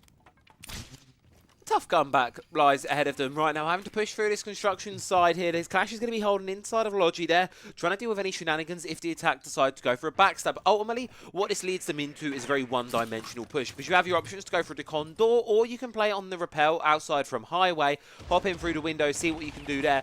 Either way, it's not going to be, surely not again. Surely not again. No. We're not giving up another pick to this rappel, are we? Thank goodness for that duck off from below by the pool table. Saving grace of the day. Saving grace for the day for his player is what? A very, very resumptuous push, and Akizakura is going to find Hidetun. Another one almost to be a victim, but now left down in the hands of one and one alone. Haru, this is maybe a bit too much. And there we go. Yoshiko's just going to take him out. I mean, at the end, we did get a similar type of, I would say, present, or what would you say? Can You Be My Enemy have certainly showed themselves off in a similar light, like Father's Back did in the opening 2 rounds, 5v3 off the bat, and then they just kind of riddled the man count down further from there. It was a good round. Really, really good round there from Can You Be My Enemy. Well, that kind of response we wanted to see from them. Sorry, this is just replay here. Zarkov just... I was so scared we were going to just see another person go through. But ultimately, yeah, a much better round there from the side of Can You Be My Enemy. And the fact that they're able to take a default round now as well, I think is going to be the big one there. They've won a round that was kind of normally played. So they've found a way to stabilise themselves. Perfect opportunity as well. We're 2-2 on the scoreline. We're back at an even split. 2 more rounds left to play in this half. Still an opportunity for someone to walk away the victor from this one. But ultimately, it's still in the team's hands in terms of their fate. 100%, and we're heading towards the first time we get to see the CC and Cash in play. And this also is going to have a large lineup change, which, of course, without the Caden Bandit, the attacker still opting out for the Maverick is certainly interesting, because you should have yourselves an easy breach with those Selmas. Although the Thermite not being available does make it a bit more difficult to have those large open holes, but this can also allow double breaches. Travi, I think what we're going to be seeing right now is the Maverick on main breach, while the A is going for construction. Wouldn't be surprised to see it here, opening up as many possibilities as they can for Father's Back. I think recognising in the last round, a big part of their struggles in the late round, so, you know, excusing the 3v5 situation, was the fact that they only had really one way in towards the objective. So the guns of Can You Be My Enemy were just able to only focus on a couple of doorways, weren't really having to split their attention all too much. And as you see it immediately, Maverick going to be doing his job here on towards the main breach. There's a smoke, he's just kind of watching. They're just kind of waiting. I think he wants the Maverick to be repelled. I think that's what he was expecting. And we also failed to mention that the Maestro is now in play, which, again, not a combat operator, but I feel underestimated a lot of times because of the amount of information they can deny. And in kind of a counterfeit pick, we see the Brava from the attacking side, which, again, is just going to make so much more of a difficulty for a lot of this utility for the defenders to stay safe. They are going to have a hard time hunkering down inside of this site. It's going to be a real game of cat and mouse in terms of this utility and who wins, but also this kind of extended presence throughout the map here. You can see you've got this Azami playing out bedroom side. She is a little bit alone on an island. Has to be careful not to get backstabbed here because the attack want to drop this Logi hatch, want to try and go, but are they going to be aware there's going to be one watching it through? Pop off the Jacuzzi breach there to try and isolate, split and stagger the approach of this attack, but you're still staying alive in gold for now. Perfect flash. Yoshiko backs off. A Vaulton attempted, but their backs are being covered by Duck-Off, who found Akizura. Now Haru has entered into Logi, found himself a victim. That's Duck-Off for the trading. An eye for an eye. Yoshikov's right around the corner. Dora has picked off another one of his players and certainly being tempted with that swing. The Izami just needs to stick patient, though, because they haven't been spotted. Again, those keep-up barriers might have given away their position earlier, but for all the attackers know, they could have backed off for now, and they're just trying to hold them at bay. They think they're safe right now. They entirely think they're safe inside of this one. Unaware of the Azami, she springs into action, finds one. Trade back found by Kuraf, keeping the advantage away of Father's back. Two defenders remain at the moment. It's the Toxic Babe and the Maestro. You can use the smoke to try and stall out this attack for a couple of moments longer here, and they will have to pivot. Those Toxic Babes will bring it down to 5 seconds on the clock once all expended, but now he's having to use them to cover the window as well. It's not quite going to work out. Not going to work out, but don't underestimate the guns we currently have on the defensive. That Alda is as terrifying as it gets with a shotgun as well. Henderson currently rocks. We've also almost seen a comeback against SSG and SI, I do believe, with that exact same gun. So you have to be extremely careful. But now the plant is going to get attempted. Nade towards red, going to flush the player away. A couple of shots through the smoke, but thankfully that covers the defenders and keeps them safer now. Chromomo is going to find Krath. That's at least one of the two remaining. But sadly, the defenders are brought down to their last effort, their last hope. And Karamomo, can we keep it? The information is there. You can just spray on forward. Just need the information of where the last one stands. And the diffuser being revealed. He has spotted him through those head holes. They're going for a ring around the Rosie. Wallbags are attempted both ways. That's going to be the B-lift pulled out, closing in the distance, but the pre-fire for Dota will shut you down, and it seems like Father's back have secured themselves an even split within this first half. They have indeed inside of this one here. Guaranteed evens for the side of the attack. A very good round from them there. A bit close to the wire for my liking there. But unfortunately, I think for not Koromomo, the real undoing there was the fact that you can see here he tries to go through the rotate, but it's not made properly on red. So can't quite get into sight quick enough to get the Maverick while his head's still nose deep in the diffuser. So unfortunate situation to play out there for them. But good attempt. Really good one now. And it puts the end movement on Can You Be My Enemy to try and recover this half, I think, Puffo, because they will need the 3-3 split here. If they're going down 4-2 onto their attacking half, I start to worry a little bit, especially just because this isn't their map pick, and I expect Father's back and we've to excel on this defense. 100%. And we also kind of do want Can You Be My Enemy to win on this map, because a best of 3 for it to go the full way certainly makes it a lot more exciting, puts higher stakes on the board, and again, Father's back, come on, just make it a bit more of an exciting matchup. No, they're both playing for the continuation and qualification, so a lot is on the line. No one's going to be holding punches without a doubt. But we're heading into the last round of this first half, and like you said, we can imagine Father's back to excel in this defensive round. For the APL players, it's not early as it is for us, so as much as I'd like to sugarcoat right now it being a bit of a waking moment for Can You Be My Enemy, not the same case. Not at all. Sorry, I've just seen the picture. I didn't actually realise that picture existed, the one you put on Twitter. I didn't realise that. I didn't know that existed. I'll be honest with you. I'm just saving that one. I actually had no clue that was there. What a banger picture. It's so good. I was going to add that to the Munich album, like really, really late. Everything else is going to be from Munich, and then that one's just like randomly added in 2026. Oh, what a picture. That is actually banging. I do love that.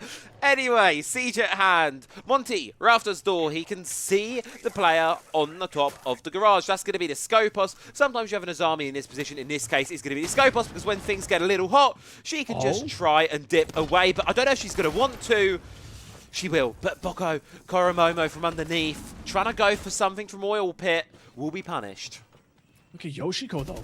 Gonna stand his ground very humbly, go for the swing, tries to run away, but when your back is turned to Harasan, he's gonna take advantage of it fully. And this is not a great beginning here incoming from Can You Be My Enemy if they want this round for themselves. Again, a bare minimum would be that 3-3, but not heading towards that direction because right now, Father's back, they're mowing you down. And while though we can be grateful that the two operators that have been taken down have already set their utility on the ground, it's still guns less. It's still that man disadvantage, which stings most. And right now, the defenders, they're going to have to hope that this time is the pressure that leads the attackers into their hands. Final 80 seconds of the round here. These attackers, you say, just kind of work through the map here, doing good pace, keeping things nice and difficult for the defense to really find a gap to respond. Popping out these barricades, Vulcan canisters will go with them.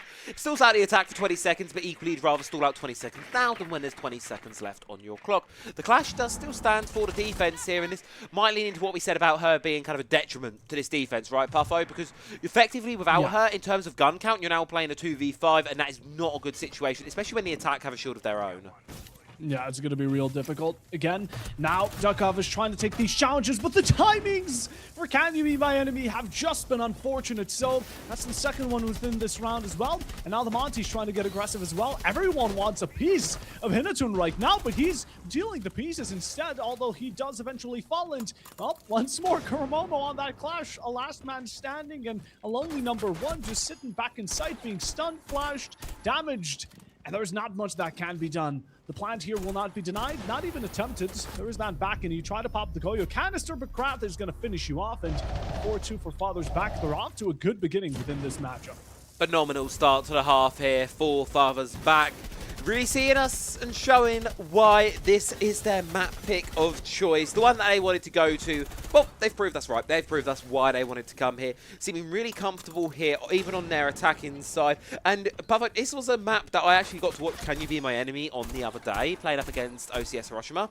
They were actually really good. They looked really, really good on Clubhouse. They weren't trying this clash, admittedly then. We didn't really get to see any of that, so take it with a grain of salt, but equally they looked really good on this map. But right now it's kind of what they did to their opponent at the time, just kind of looking a step behind the curve at the moment. I think really need to reset and just go back at zero going towards this half here. You're 2 rounds down, get your first 2 wins, catch up and go from there. I do wonder if that puts up the question, is Father's back just that much better, or is Can You Be My Enemy maybe having a bad match, maybe a bad day? Who knows? I guess we're going to have to find out for that to be kind of revealed, but we take a look at the bans, right? And Can You Be My Enemy, as they've used that clash, they will too also ban her, which puts up this type of precedent of them being very lenient towards the clash being a powerhouse operator. Sadly, again, the value wasn't shown, but I guess they'd rather not face her either, which is completely understandable. Although normally on a map like Clubhouse, you'd really want to get rid of the Cater Bandit, which fair enough. I mean, if Father's back won't use him, I guess there's no need to. You've done some VOD reviewing. I suppose you go, yeah, they don't use it on here. What's the point? It's a waste. It's an entire waste of a bad thing. Is Father's back. I'm just looking through their results here in the Swiss stage. They're obviously 2-1 at the moment. Both their original opponents, both quite strong teams. They beat Aegis and I don't know how to pronounce that one. They beat them 2-0 both times around. So really, really quick. The only team they've lost to is X-Enterforce 36.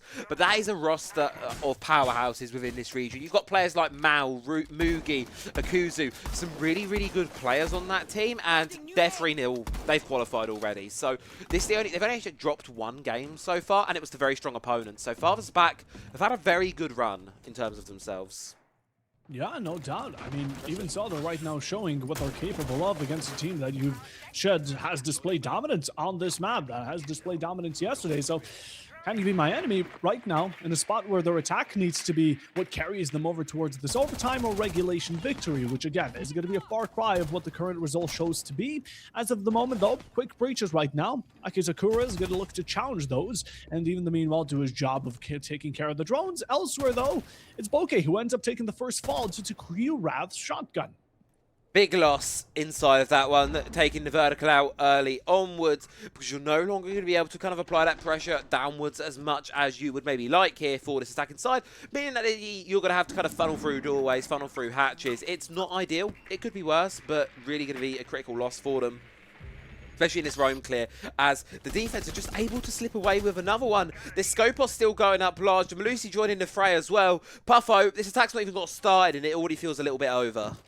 It feels a little bit over is a good way to put it.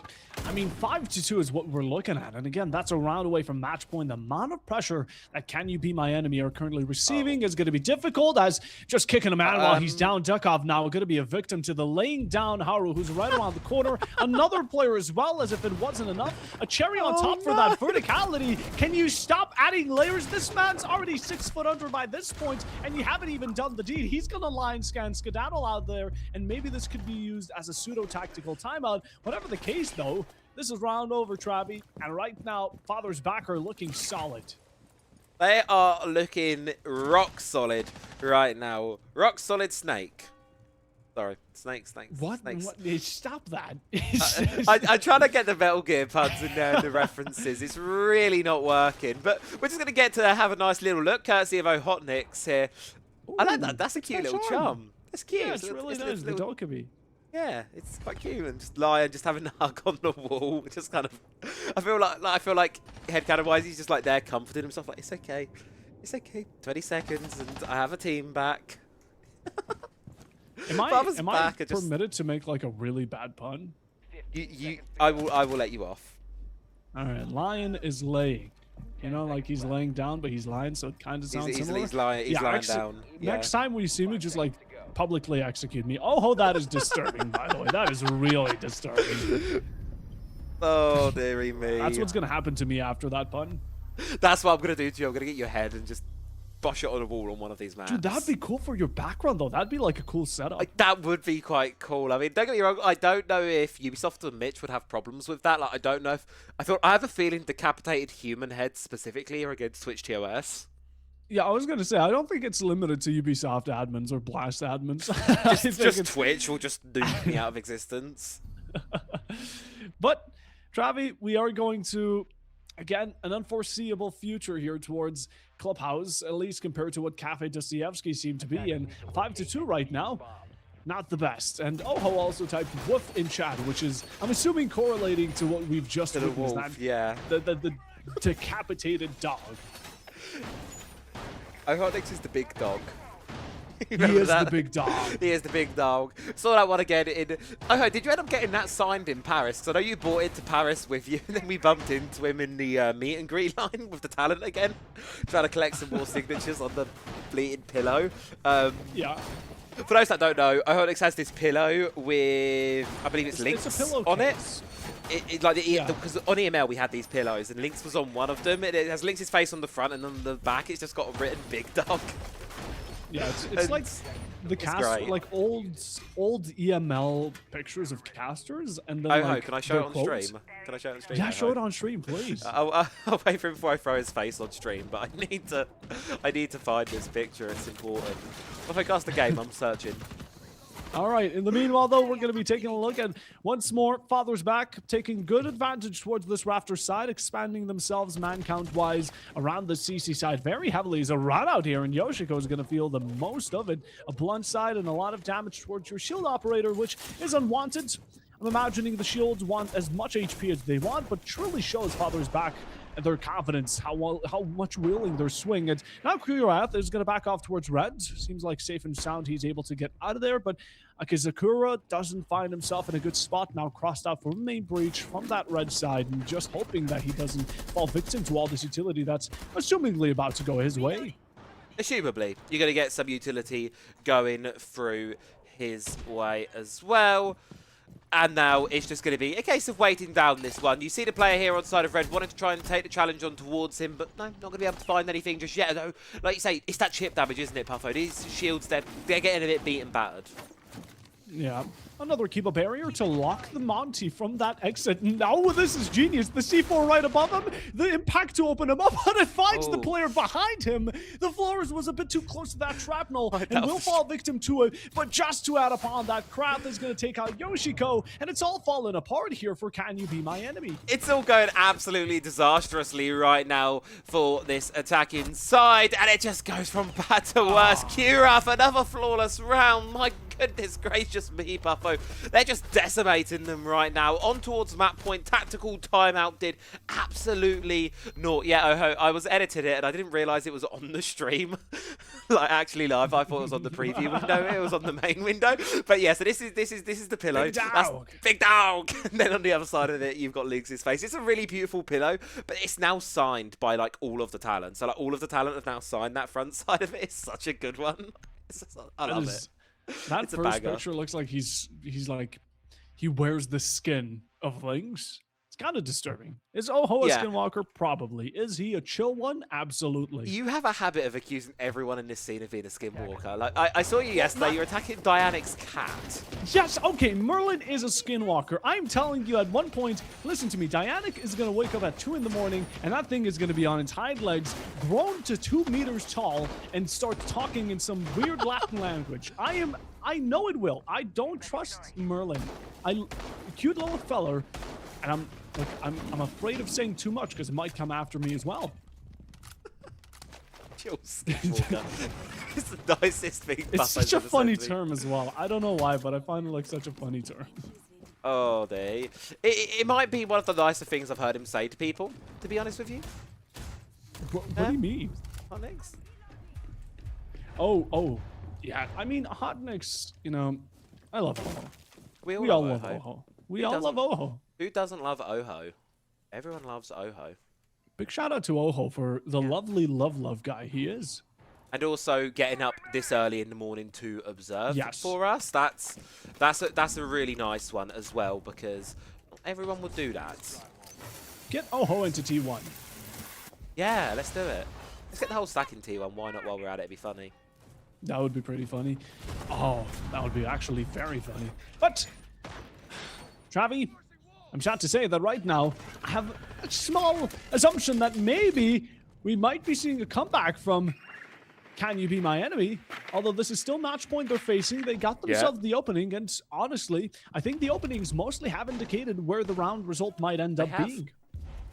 They have indeed indicated where these ones are going to go on through. 45 situation now, the defense finds itself in. Disadvantage, sure, but with the way Can You Be My Enemy, they're certainly not out of the water yet, as we say. Buffalo 4 rounds in a row required. It's a tall order lying ahead of them. So they're just going to have to go bit by bit, round by round, kill by kill. 4 more to go inside of this one to get them things across the line. Bedroom control now established.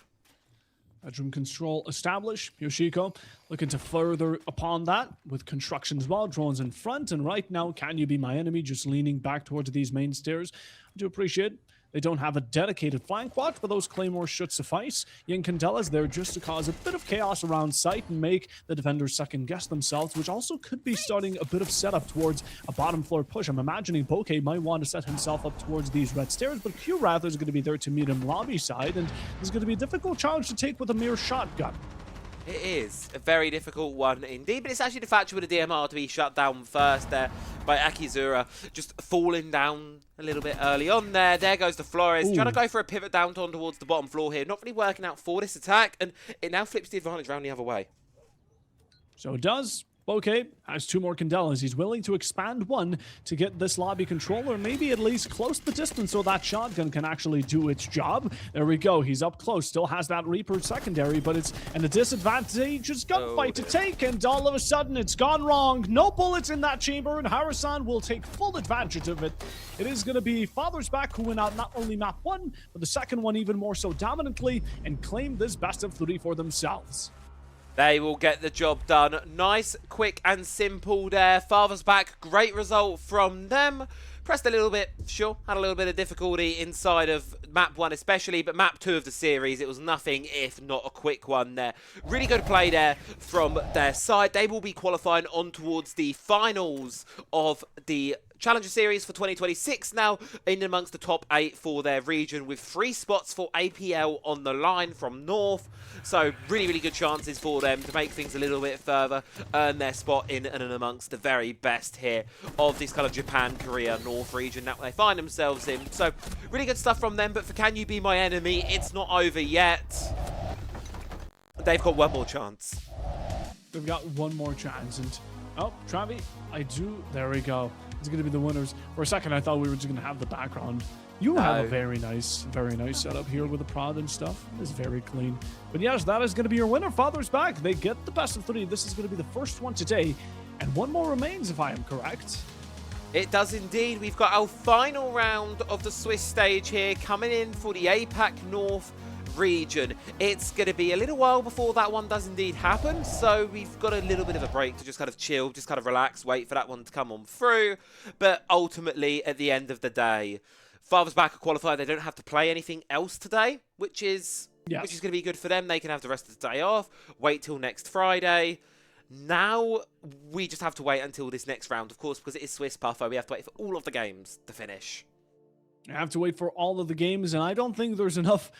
Is Scrandle the game? Scrandle, yes, yeah. we don't have enough Scrandle in us, or do we? I don't know. Do we run